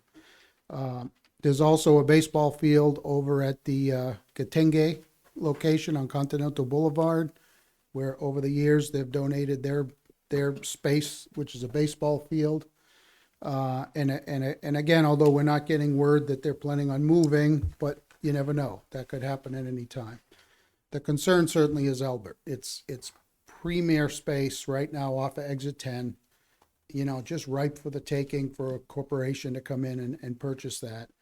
I think Paul's made some communication with them that, the land would be pretty darn expensive to just outright purchase. So, Impossible. yeah, so of course, the land the town owns is available to make a soccer football field, maybe a softball field, maybe a little basketball court, enough parking, that type of thing. So we MYA wanted to bring that forward as a warrant article to see if we can petition the funds to get that made. And that would very much alleviate the congestion now, and it would certainly minimize the risk should Elbit blink away at any moment, right? They've been a good corporate citizen. I mean, don't get me wrong, they were Colesman and then they're Elbit. And lately there's been some protests over there because of the Israeli war that has the soccer people a little concerned that if there's protests going on, we don't want to put children there. Lesser of a issue, but certainly a possible concern. You never know. So that's really what it's all about. And like I said, I think it pretty much speaks for itself that we could really use the space for the kids to play. One other example is the softball program. They typically in the past would hold tournaments as a fundraiser. They can't hold those tournaments because the Elbit softball field is so degraded that their league won't allow a tournament to be played there. Now, of course, the town doesn't want to invest tons of money there. It's not really our land or our space. The company said, we've donated our field space, but we're not paying for its maintenance. And therefore, the fields have slowly but surely gone downhill. The ruts and of course, we all know that every once in a while bunch of kids jump in their pickup truck and they drive on the field and they ruin it. And the town helps us scrape it back together, but that's about all they're willing to do. They maintain the entry road, which, you know, gets beat up every single year because it's very much a flood zone. And so we feel that with a town-owned field, kind of like, you know, Veterans Park and Bishop Field, which are maintained beautifully by the DPW, that they would take a little more ownership in a town-owned space and help us kind of present Merrimack from a sports perspective as a premier place to play. And that would be very helpful. It would be helpful to do fundraising tournaments and things like that. And that's the end of my rant. The bottom line is it's for the kids. You know, I mean, MYA exists for the young kids of the community, and we feel they deserve to have good places to play without risk of injury and people parking willy-nilly and causing potential risks that, you know, if you ever been to one of those games, the little kids are just running all over the place and the cars are kind of parking, you know, kind of all over the place. And, you know, luckily we haven't had a fatality, but it's always a concern there. Whereas a new field space could have an organized parking lot, you know, good parking, you know, done by an engineer, and make it a little bit of a safer environment and a more fun environment for the families and for the kids. Nancy. Hi, I'm going to do my spiel. Good. I am the town council representatives to the MYA, and I don't think this need for a field, it's known to everybody. It's been a bone of discussion for years and years and years. And I don't think you need to justify the concern you have about Colesman Field, because it's a prime piece of property. It wouldn't surprise anybody that it's going to be picked up. So anyway, during one of this is my fault, because we were talking about it and they were talking about maybe, you know, would the town council consider putting it on the budget? I'm going, no way. I mean, personally, I wouldn't. There are priorities, and although I love the MYA, my kids have gone through the MYA. Most adults who have children have been involved with the MYA for years and has a great deal of respect for what they do. So that's not the concern.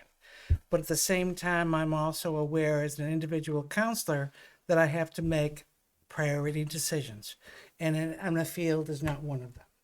However, why don't you guys, and it was my suggestion, why don't you guys consider an article to ask the voters if they choose to approve money to pay for a field, then that's a choice. Don't take it personal if they say no, but what have you got to lose? So I got information from Paul about what are the options. And he talked about you could do a 1 year, you could do a 3 year. There would be differences, obviously. If it's a 1 year, it is projected to be a 22% on your tax rate for 1 year. So on a house of $500,000, you would pay an additional $110 per year for the 1 year. Or you could do a 3 years. And the 3 years would be what, Paul, roughly? 6 cents. So it would be About 6 6 cents. cents roughly. So it would be an additional 6 cents for the 3 year period. At the same time, you're paying interest because it would be a bond for 3 years. Is that right? You would have to do a 5-year bond. So yeah, so it would probably be roughly 5 on a million is 200, another 20 for interest, say. So 220 is 4.5, 5 cents per year for 5 years. Okay, so those are your options. And that was presented to the executive board. And I said there are certainly pros and cons. Requesting 22 cents additional on the tax rate is like, ugh. But if it's presented in 1 year and you're paying maybe $100 for the year, maybe citizens will buy it. Maybe they won't. But my point was there was no way, and it was my opinion, that this council would approve $1 million for a field. I think everyone acknowledges that there's a need for a field. Yeah. We have the land. The debate is, do we want to invest the money to prepare that field? Okay, so part of it's my fault. but I think it's a reasonable thing. Now, they know they have to go out and sell it to people. I'm not sure what you have. I said you have to do obviously the deliberative session will be one place, but they have to be able to go out to the community, and they have a lot of people that can do it, all their coaches, all the parents that are involved in MYA. They're going to have to go out and solicit support for this. So that's what this is. I think it's a bite, 22 cents.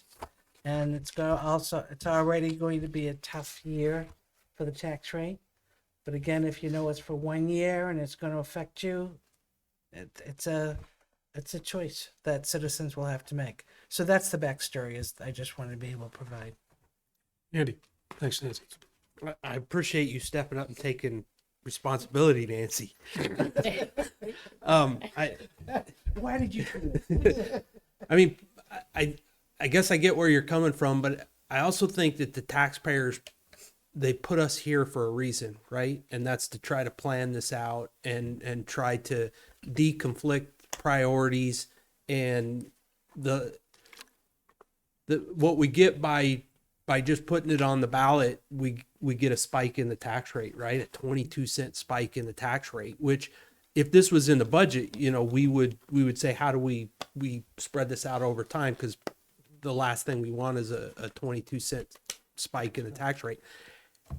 And then when you add on the consideration that, what the school is bringing to the ballot this year and what that's going to do to the tax rate, and then the additional healthcare and everything challenges we had here that none of us wanted to go forward with the increase in the tax rate that unfortunately we had to go forward with.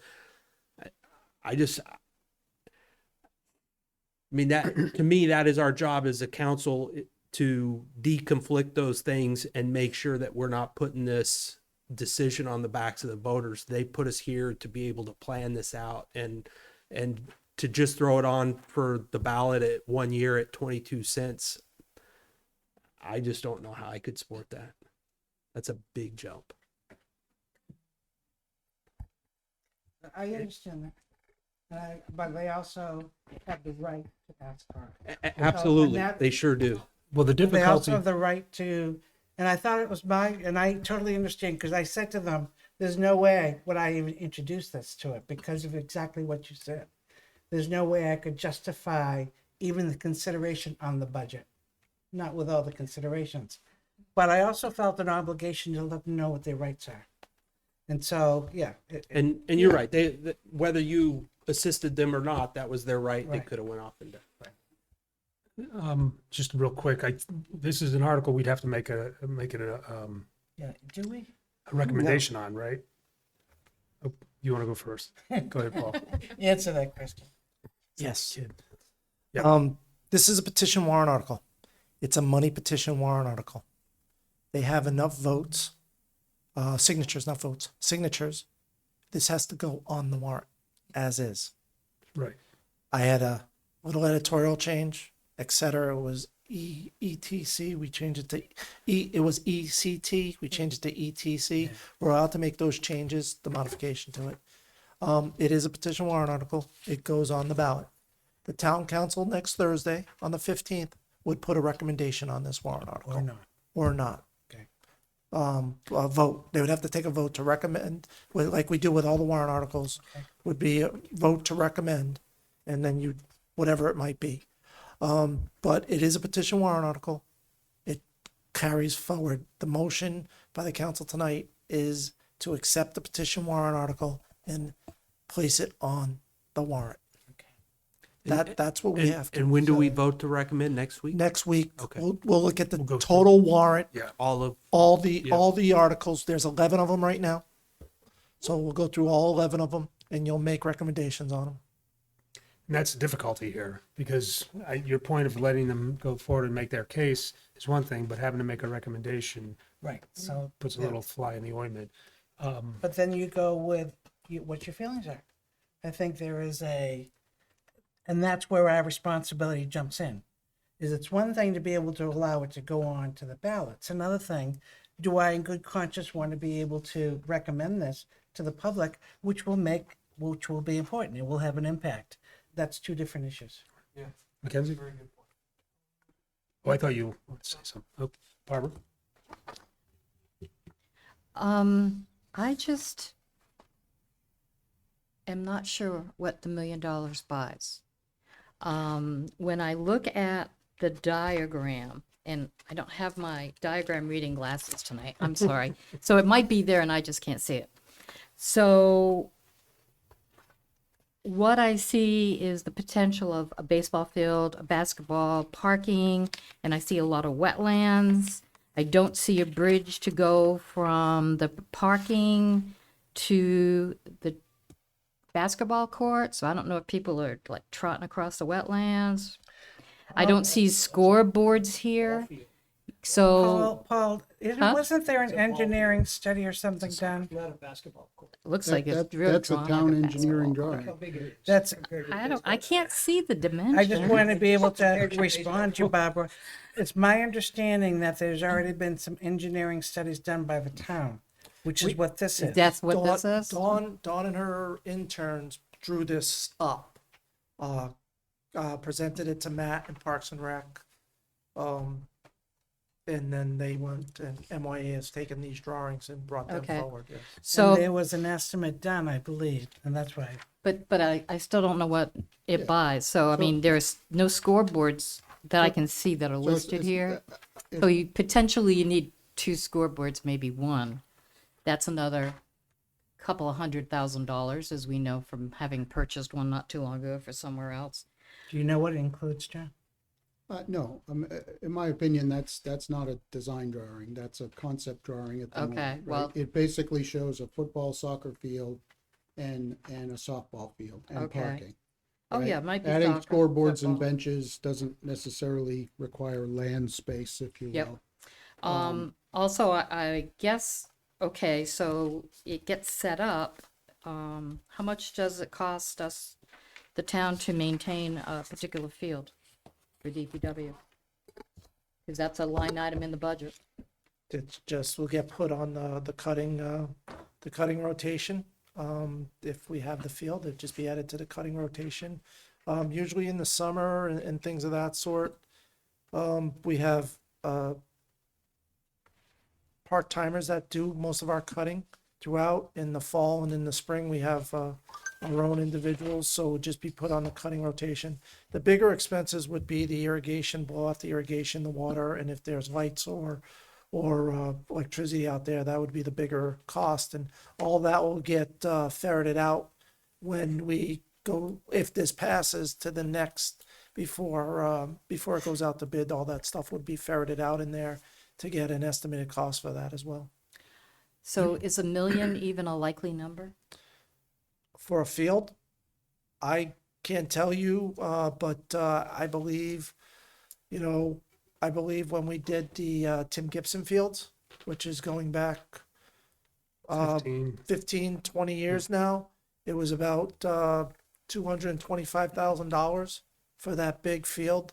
The 2 baseball fields and the soccer field in between. So yeah, $1 million, it probably can get done. I don't know the extent of the wetlands and what wetland permits we would need and things of that sort on this. But I think, we had in our CIP about $850,000 for an athletic field development. So I think $1 million is probably would do it, or be pretty close to getting what they would need. Good. It might not be a paved parking lot. It might be a gravel, crushed gravel, crushed asphalt. The key is, I'm no land expert, but the key is the land is flat. And that's a big part of building a field, right? If you have to start taking out mountains, and, we are the granite state, right? So if there's ledge to take out, and believe me, I know that firsthand now. But I don't think that's the case on that space over there. So I think $1 million will do it, plus or minus. I know Dawn talked to Matt to come up with Yeah, that figure, I yeah, believe, too. that's So right. it's been run through our engineering department, so I Yeah. think Dawn gave that number. Yeah, Matt told me about 850 maybe a couple of years ago, Yeah. right? So, Right. just thinking inflation. MYA is scrimping and saving whatever dollars we can to kind of maybe help contribute. you know, to a scoreboard or benches or something to that effect. But we have nowhere near the funding to sponsor it ourselves. I think, well, I won't speak for everybody on the council, but I'll speak for myself. I've recognized for a long time, and I think most of us have, the need for fields, for the reasons you even spoke to early on. I don't know the best way to tackle it, and I think maybe we should take a deeper dive, as the saying goes, I guess, but into how we might best tackle it, because the 22-cent spike is a real number, and to be able to come up with a real solid plan. I don't want to take away from you, but where I have to make a recommendation on it, that might have an effect on the vote, which is, Yeah. you know, I'd rather not do, but I got to make a recommendation. So Right. Well, you could think about it this way. If 1,200 young kids showed up at your door and asked you for $100 so they could play on fields, that's one way to look at it. That's the kind of I would give it. talk you'd need to get to. I mean, there's 1,200 or so kids in this town that play on these fields. We all know Reed's is very swampy over there. The middle school soccer field that they let us use on Sundays, you know, you can't get on it till June because it's an absolute drain fest over there. The schools probably have a need for some space, you know, which could allow for some sharing if need be, right? You know, again, it's just all for the kids. yeah, And, no, you know, I appreciate all that yeah. you're going through with that. For sure, Tom. Yeah, I don't know how much of a debate we're trying to get into here, but I'm having a hard time with your explanation of why it's needed.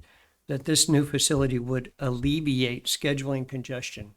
It might improve scheduling congestion, but my understanding was there were quite a number of fields over at Elbit, plus the field at Getting that you said might go away. And if those went away, these two fields would not compensate for that loss. Well, there's two things. I mean, at the moment, we have to be very strategic with scheduling, right? If Elbit calls us up one day and says, guess what? You know, you guys are out. Now we're really screwed. So first and foremost, this new field would be a direct replacement for what exists today. There's Because only one field at Elbit? there's really one soccer field and one softball field over there that's usable. Oh, I thought they had a couple. The rest of it I just was turns under the and impression waves. that Some of the were- little kids No, play on the one- sides, you know, one with the side. little nets but in terms of a full-size soccer field, you know, which is the travel league, kind of the 11 on 11, you know, higher level of play, there's just the one field over there, and it's horrible.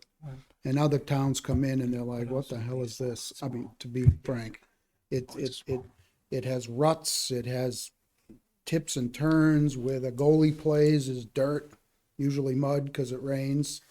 And I appreciate the fact that the DPW says, listen, we don't want to throw, you know, $500,000 to regrade this whole field, because if we do that and they take it away from us, we've thrown money down the drain, right? Whereas our own field, we would have confidence that we'd be able to go forward, you know, for a long time. And that's really where it comes from. So further, every time we've had athletic field studies come before this council, they've talked about needs for 5, 6, 7, 8, 10 fields or something like that in order to alleviate the scheduling problems in town. And Yes. you're talking about a one-for-one potential replacement. Frankly, it's not a problem. The MYA has definitely decreased in numbers over the years. And we're maintaining with what we have as best we can. We haven't had to cancel programs or anything to that effect. But if we lose the Elbit site, we literally would have to take a 10-game season and make it 5 games maybe. And kids would be maybe have to play every other week type of thing, which is not typical. It's usually every Saturday type of thing. If we get the field and we still have Elbit, I'll be honest with you, that just helps scheduling. It makes it so you don't have to start at 8 in the morning, right? You don't have to go to 6:30 at night. You can have less night games, which means there's less lights that have to be used. And like you said, the electricity cost for night games is fairly high. But my real concern, to be honest with you, is, you know, there's exit 10 with its own entrance and exit, right?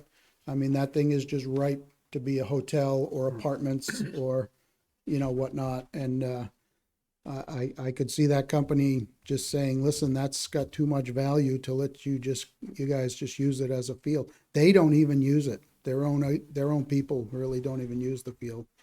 I mean, it's been a great gesture over the years. I've only been president for maybe, 4 or 5, but I've seen it there for a long time. And, so they've been excellent corporate citizens, but sooner or later, something's going to happen. I think we've been on borrowed time for a long time. So, All right, well, I guess I'm having trouble with the concept that we've been presented in the past with how many fields we needed and a cost of $1 million a field has been the general number that's been thrown out to me to go in and do this amount of work and stuff like that. Yeah. And you're asking for 2 fields plus a parking lot for $1 million without any kind of real numbers for what that million's gonna buy you. Everybody's kind of throwing up some numbers and saying, well, 5 years ago it was something, but it seems like we're just ahead of the game here. We don't really understand what we're looking for or asking for. And I'd have a hard time supporting it. At the same time, I understand the need. I've been listening to the athletic fields needs reports that have been coming. I've been trying to contemplate how we could figure out a way to do that. We have a capital reserve fund for athletic fields that we've tried to be able to put money into to spend in the future. We've spent a lot of time talking about the fields over by Horseshoe Pond that the YMCA owns and whether we could put fields in there or not. And there was huge amounts of money that was talked about there for 4 fields. Here we're now talking about 2 fields. I'm not sure that this is really solving the problem that's been presented in the past. And as you said, if the MYA is shrunk because there's less kids using it, then maybe the problem is not as big as it was. Right. But I'm uncomfortable with the whole concept at this point. But I appreciate what you're trying to do, and I agree that we do need additional fields in town. I'm just not sure that we're ready to commit $1 million when it might cost $1.5 million Yeah. at this I'm point. only going with the latest estimate of the million. I'm not arguing with you. I mean, It's not my job to fact design of the it. napkin is great for certain things, but it's, We do have athletic fields in the CIP in the 26-27 timeline, so it's only a couple years off in the CIP. so, Well, it seems to get voted out. yeah, every as year. far as number of fields, I think it's so they can rejuvenate because they're used all the Right, time they now. can never well, it be sounds moved. like this one would get used constantly if you're gonna put lacrosse, And softball. and it might be, and that's football, why I think they talk soccer. larger numbers, but I think that's not an, But anyway, Okay. yeah, it is what it is for tonight. But this is a matter of just saying we want to advance it. The motion is town council accepts the petition warrant article and moves it to the town warrant. I'll make the motion. We'll see what happens with it. I'll second. Motion by Nancy Harrington. this is not exactly something we can not accept, right? We must accept it. Yeah, you have to accept it. It's Oh, a okay. petition warrant article, And I would but do that but you have to move it to the Yes. warrant. You have to And accept I it and think move that it. seems, It's just I like will feel out of I just the wanted to make that obligation. clear because there's no point in voting no on it because Precisely. It That's has to why I didn't go, know so- that we had to do I that, don't but even know why we have to vote. because you have to accept because the that's what petition the law warrant says. article. So we're accepting it. what we're We accepting accept is it. the We accept signatures it. are We're not- correct. Yeah. We have the We're not- Now, the we'll make an necessary, opinion next Thursday. Correct. we have the necessary signatures and everything is appropriate to move it to the ballot. Right. So that's a motion by Nancy Harrington, seconded by Andy. Any further discussion on the motion? See none, I'll call the question. All those in favor of the motion signify by saying aye. All right. Opposed or abstained? That's 7-0-0. Thanks, Sean. I'm with you. Do you mind if I ask you folks one more question? Sure, go ahead. So next week's meeting is the public hearing. Yeah. I mean, I could put 1,000 people in this room. Do you want me to do that? Well, make a difference. I honestly, you could, It that may would or be may fine. not. That would be fine. And I kind of mentioned the difficulty, and I think you sense it from a few people here, is the 22-cent hit. I don't want to rain on the parade. We have to put the recommendation on. I would rather not. I'd rather let it freewheel out there on its own, but because it's a money thing, we have to do that. No, I'm just, with all due respect. I would right? suggest If you that- don't want that to happen, I won't It, make it, it happen. it, I mean, it's don't have room automatically for going 1,000, so to we the have to close the warrant. It's building just an down. informational, more informational for the public to come in and be able to ask questions about the proposal. It's going to the warrant in Right. any way. No, But, It will be at the what you're deliberative suggesting session. Yeah, is, right. And discuss will there. that Yeah. impact our decision? No, I'm asking the question, is that annoying to you folks? Because I don't want to be annoying, right? Because everyone in MYA supports this. It's not annoying, but All the parents it's whatever's, I think- want field space Personally, to I play think there at. should be some representation. Yeah. Don't overdo it. Yeah, okay. But do the email route. Yeah. I mean, that, I want to be respectful of your time. well, I appreciate I that, want to because turn this I into a don't think, circus, certainly. but Let I the think vote be there the is a circus. concern expressed, Yeah, and the concern is the amount of the money, really. yeah, of course. And that's where you should focus on. Right. If you want to have an impact on us, then you have to address that concern, because that's the reality. So I would suggest you have representation, but don't overwhelm Yeah, us, yeah. you're right. Okay, good. Thank you. I just, yeah. if they But want to stay in emails the too. hallway, it doesn't matter. I'm good with it. No, it doesn't. So, no, we appreciate your But you time, John. understand the Thank you very concerns. much. Thank you. Thank you. Thanks. Thanks, John. Thanks, John. Next item under new business, council to consider ratification of a tentative collective bargaining agreement for the NEPBA Local 12. Yes, good evening. The NEPBA Local 12, which is the Police Officers, Detective and Sergeants Union, has 37 members. We came to an agreement on a 3-year contract with the police union. They came forward and asked to open up their contract a year earlier than when the last one is due to the changing atmosphere surrounding policing in the state of New Hampshire and the amount of shortage of policing in the state of New Hampshire. We agreed to sit down at the table and try to get a contract ratification. The union voted unanimously on this agreement. Some of the highlights I'll give to you right out is that there was some language and miscellaneous things that we wanted to clarify with the union so that we can have it across all unions the same language across the town. So we're not wondering what bereavement is for this union and bereavement for non-union people. So we did that with bereavement. We've done it with how education will work, life insurance across the board, workers' compensation that they would have to use some leave. And then we talked about personal leave and disability leave and really there was a clause in there that said per agreement of 1986. So we kind of said, okay, we're not going to have that per agreement of 86. We're going to actually say what it is that for how to use leaves and things of that sort. Separation. There was it's a 3%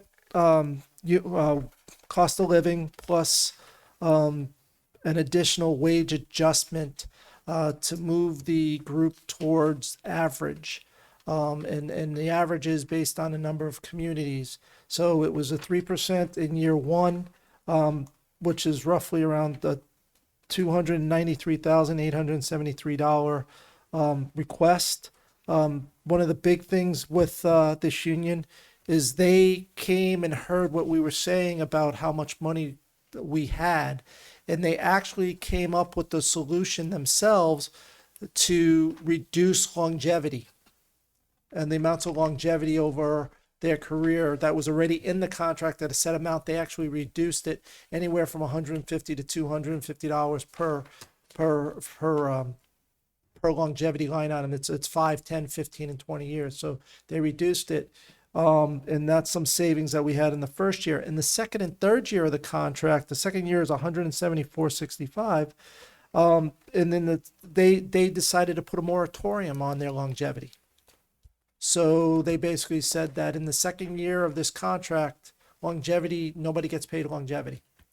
And that's roughly a $33,000 savings that the union gave to make our information and our numbers work. And then in the last year, it's a $36,000 savings, and that total cost is $185,000. Total cost of 3 years of this contract is $649,468. It's an expensive contract, but with 37 members here and being our police force and being, we've been running vacancies. And we get the numbers because we know what other communities are paying. And, these gentlemen are leaving for some of these other communities. So in the first year, tax impact is a 6 cent. In the second year, it's a 3 cent, and the last year, it's a 4 cent for a total of 13 cents over the life of this contract. Willing to answer any questions council may have. And this is, I'm within the money is within what the council gave me for bargaining parameters. And I should mention that we used Drummond and Woodson, an attorney, to do our negotiating with all the union contracts we're going to be talking about tonight. Well, 2 of the 3 union contracts we're talking about tonight. So, anybody have any questions, comments, or motions? And these are things that we've been discussing and talking about For a while. in contracts and opening their negotiations to redo it in an effort to try and make sure salaries match up. And we don't lose police officers to other small towns around and stuff like that because we're underpaying or something like that. I think we have a great force. I think we need to support that force. And I appreciate the effort that the negotiation team put into putting this together. And I do, to your point a little bit, these gentlemen get a year of training, which is really 6 to 9 months.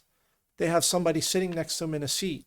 So that's 2 officers. So they get a year. So it's costly to keep on bringing in new employees and training them because we're taking a person away from being in a sector car by themselves and actually training somebody to become a police officer. So if we can increase the wages and keep these guys and ladies, men and women in the police department, if we can keep them, then some of that cost will also go down in the long run. Barbara? And it's not only those costs as well. It's also, we have to put them through the police academy and we pay for that. So The police academy, we do not pay for the police academy. Their salary. The pay salary, the salary. yeah, we pay, but we don't pay for them to go to school. We pay them while they're right, in while school. they're in school. Right. Yes. So I have listed a motion. So I move that the town council ratify the tentative agreement reached with the New England Police Benevolent Association, NEPBA, Local 12 Police Officers Union, which includes a net cost of $293,873 in the first year, so that the tentative agreement may be put on the warrant for voter approval at town meeting. Second. Motion by Tom Koenig, seconded by Barbara. Any further discussion on the motion?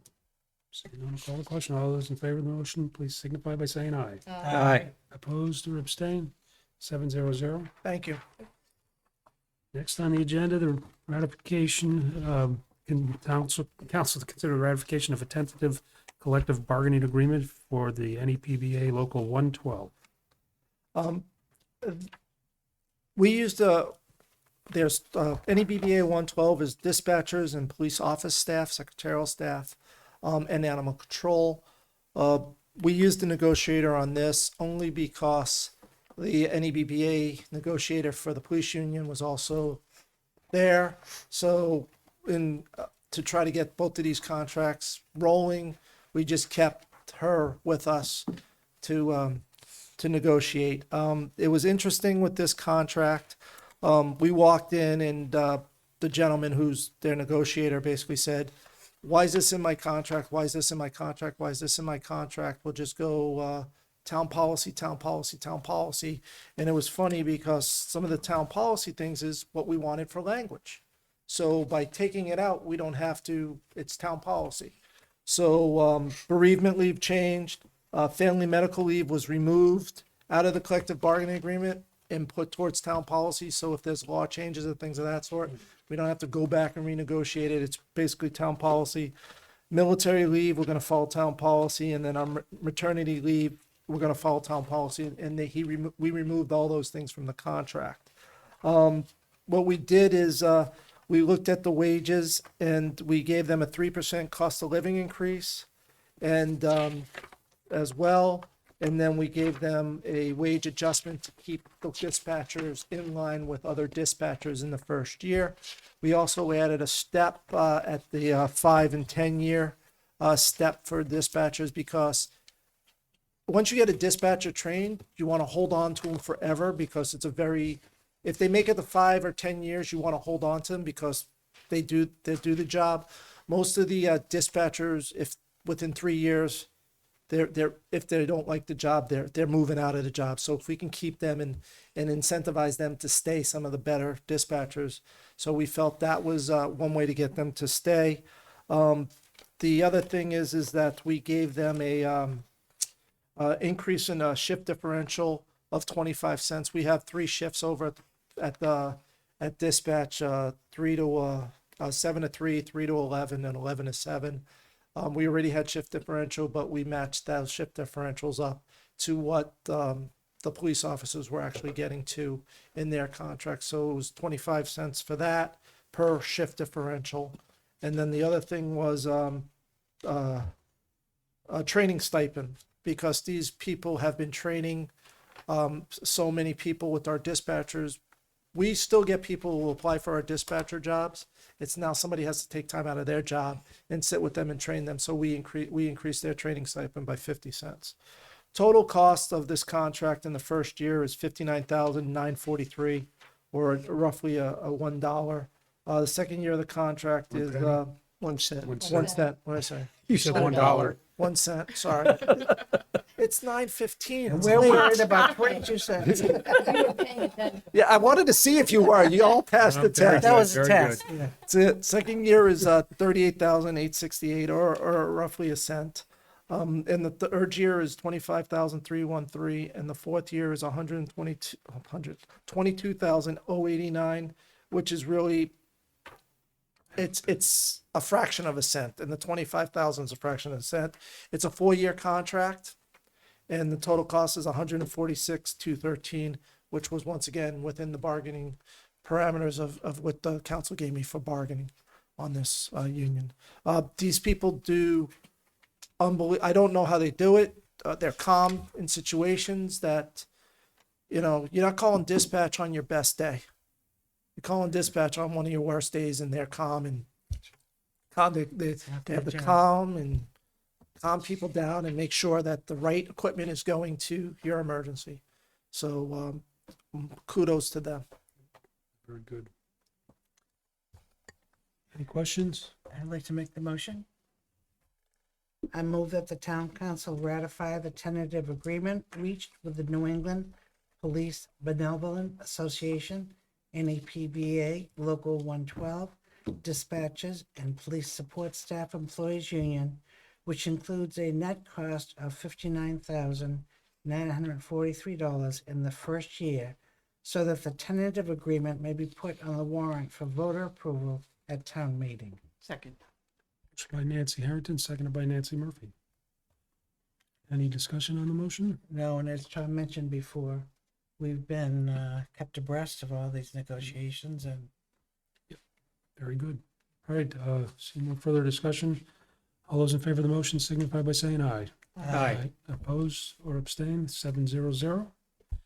And lastly, for collective bargaining with council to consider ratification of a tentative bargaining agreement for Teamsters Local 633, Public Works Supervisors and Secretaries. Yes, thank you, Mr. Chair. This union has 14 members, and as you said, they're the supervisors and secretaries of the DPW department.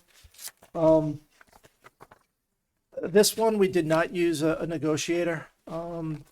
Sharon and I did the negotiations on this.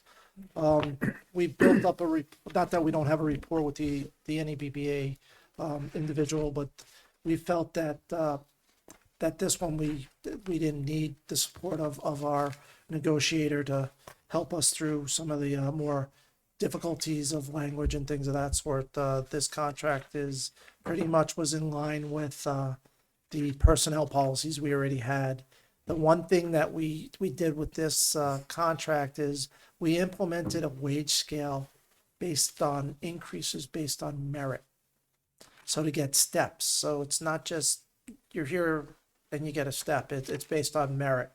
That was something that they've asked for in the last rounds of negotiations, and we pushed off, and that was the big talk on this one before the pre-meeting with the negotiator was, are we going to get steps this year? And I said, we were planning on it, but it's going to be based on a merit system, something that we already looked at in town, and they were okay with that.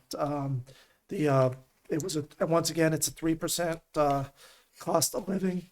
And what we did here is because we implemented the wage step scale, it was to keep them in line with the averages. We put people on the scale where they would be. So on that, and then we increased the clothing allowance. We pay for boots for these gentlemen with steel toe boots, and to keep like we want all across the board, so we don't have to, so it's not confusing who's in what union, how much do they get. So across the board, it's $300 for safety shoes and the socks and laces and all the stuff that goes along with safety shoes that we want our employees to wear, and we pay for that. And then and then there was one gentleman who wasn't getting a boot allowance, and they asked us if he could be included in the boot allowance and we said yes, because he's been buying his own boots for the last several years. And we said yes, he should be getting his boot allowance because he does do work that requires a steel toe shoe. So we included that as well. In the first year of the contract, it's $84,762. In the second year, it's $54,232. In the third year of the contract, it's $40,153. I do have to say that with the Teamsters, not the full $84,762 is tax related, because they have gentlemen from our enterprise fund, our wastewater fund in here. So of that $84,762, $44,556 is paid through that enterprise fund. So roughly the difference is about $40,206 is paid through taxes, through raising the appropriation. That's where the 1 cent comes from in the first year, and then it's a penny in the second year and in the third year. Very good. Does anybody have any questions? Comments? Motions? Well, let's go ahead. Okay, I move that the town council ratify the tentative agreement reached with the Teamsters Local 633, Public Works Supervisors and Secretaries Union, which includes a net cost of $84,762 There we go. in the first year, so that the tentative agreement may be put on the warrant for voter approval at the town meeting. Second. Motion by Barbara, second by Tom Koenig. Yes. Friendly amendment, of which $44,566 will be offset by the wastewater fund. 44,566. So accepted. Barbara? I'll accept. Yes, Yes. Yeah. Okay. I was just looking like, okay. Is that on there? No, No, it wasn't on there. No, it wasn't on there. All right. So, does anybody have any questions on that motion? Seeing none? Call the question. All those in favor of the motion, signify by saying aye. Aye. Opposed or abstain? 700. I want to thank the council. I also want to thank the negotiating teams for all three groups. It was, negotiations can always be fun. But it was, I won't call them enjoyable, but they were respectful. And they respected our That's opinions important. as well as we respected their opinions. But I do want to thank them for coming to the table and actually working with us. No, I appreciate their Thanks efforts. to you and Sharon for your efforts. That's right, as well. Thank you.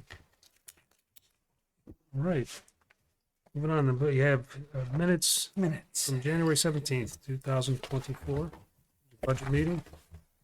I'd like to make a motion to approve the meeting, the town council budget meeting, Wednesday, January 17th, as presented. So I had a question on it. January 17th, you're talking about, right? Correct. On line 21 of the first page, it just says public comment. And above that, it says we're going to include the following departments. And public comment is the next thing after that line. And then there's a bunch of stuff after that. It almost seems like the following departments ought to have a list of the departments that are going to be used. And public comment should say none received, just to be a little more clear in the document, because I didn't understand why that comment about public comment was written there. And I think we opened it for public comment, but nobody came forward. Does that make sense? Makes sense to me. Okay. And the same thing on the ensuing, The following. the following Budget. budget meeting minutes. I think the confusion might be, remember the last time we had a discussion about the budget minutes? Didn't have all, this is Yeah. probably, Well, and so they added the call to order and stuff like Right. that, but yeah, I didn't notice the other part. you're right, I understand. Sorry. Either that or we public comments before the town council. I gotta look at when those occurred. Did we list the departments and then ask for public comment, or do we say public comment and then list the departments? Either way, if we leave it the way it You'll is, correct it. we should list the departments before the public comment, none. Well, but all of this information that was presented is not the list of departments. I mean, the agenda of the list of departments should just be a list of the departments that are going to present. Right, yeah, Okay. like welfare and Yeah, all right. I think you CD. understand. Thank Yeah. you. Yeah, we list them out. It should be listed out, welfare, police, whatever it was that night. Yep, thank Gotcha. you. That was all I had to offer. Which would be the same truth, same thing for the next minute. Same thing for the next one, yeah. Wait, who made the, you I made the motion. It was It was seconded a by, three-way tie for second. oh, okay. You should take your pick. So pick I'll one. give Nancy Murphy the honors. So, all right, with a or the friendly amendment? Yes, with the friendly amendment. All right, all those in favor of the minutes of January 17th, say aye. Aye. As amended.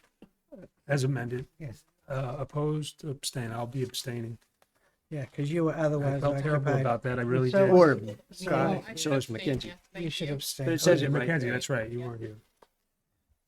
All right, January 18th minutes, budget minutes as well. I'd like to make a motion to approve the town council budget meeting minutes for Thursday, January 18th, with the correction previously noted from the January 17th meeting. I'll make a second. By Nancy Harrington, seconded by Mackenzie. Any further discussion?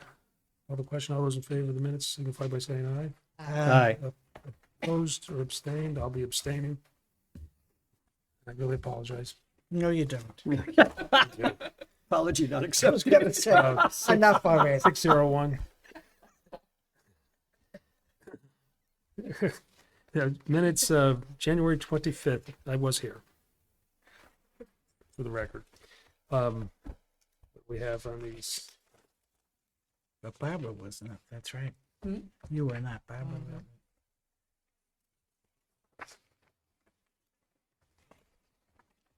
I didn't see anything. I'll move to accept the minutes, town council meeting for January 25th. I'll As second. presented. I didn't see anything to see. Motion by Nancy Harrington, Editorial seconded by list, yeah. Mackenzie. What was that? I did not see anything, but I'm not the okay. editorialist here. I think we're good.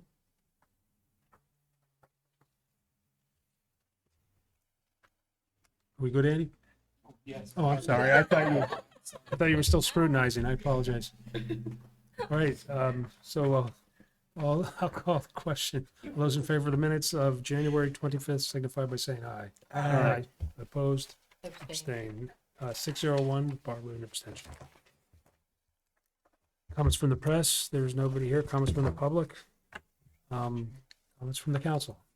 Mackenzie? I do have one comment to share. I did receive an email from the Girl Scout that had presented to the council a few weeks back on her project to do the renovations over at the Wasserman Park. She has invited the town council to go to the days that they will be working on those renovations. The first one is this weekend on the 10th, from 12 until 4:00 p.m. She's asked me to also share this email out with the council, as it has all of the other dates on it. So I will send that out to you all. And she's just asked you all to let her know if you are able to attend. So that is all I have. So you're going to email us? Yes, I will send you the emails. Thank you, Perfect. Mackenzie. Thank you. Anybody further? Tom? I just want to repeat to people that we will be talking about the Community Choice Aggregation Program again next week at another public hearing. So if you have questions or comments or thoughts you want to share with the council or the committee, please come out and do that. Additionally, if you feel like you can't make the meeting, but you want to send in your comments, please do that, but also please include your address and phone number so you could be contacted if there's any questions about it. We do want to make sure that we're hearing from residents of the town of Merrimack and not just from anybody out on the internet. So if you would include your address and your phone number, we would very much appreciate that. Thank you. Thank you, Tom. Nothing further? Move to adjourn. Motion by Barbara, Second. seconded by Nancy Harrington. All those in favor of the motion signify by saying aye. Aye. Opposed or abstained? 700. Thank you very much.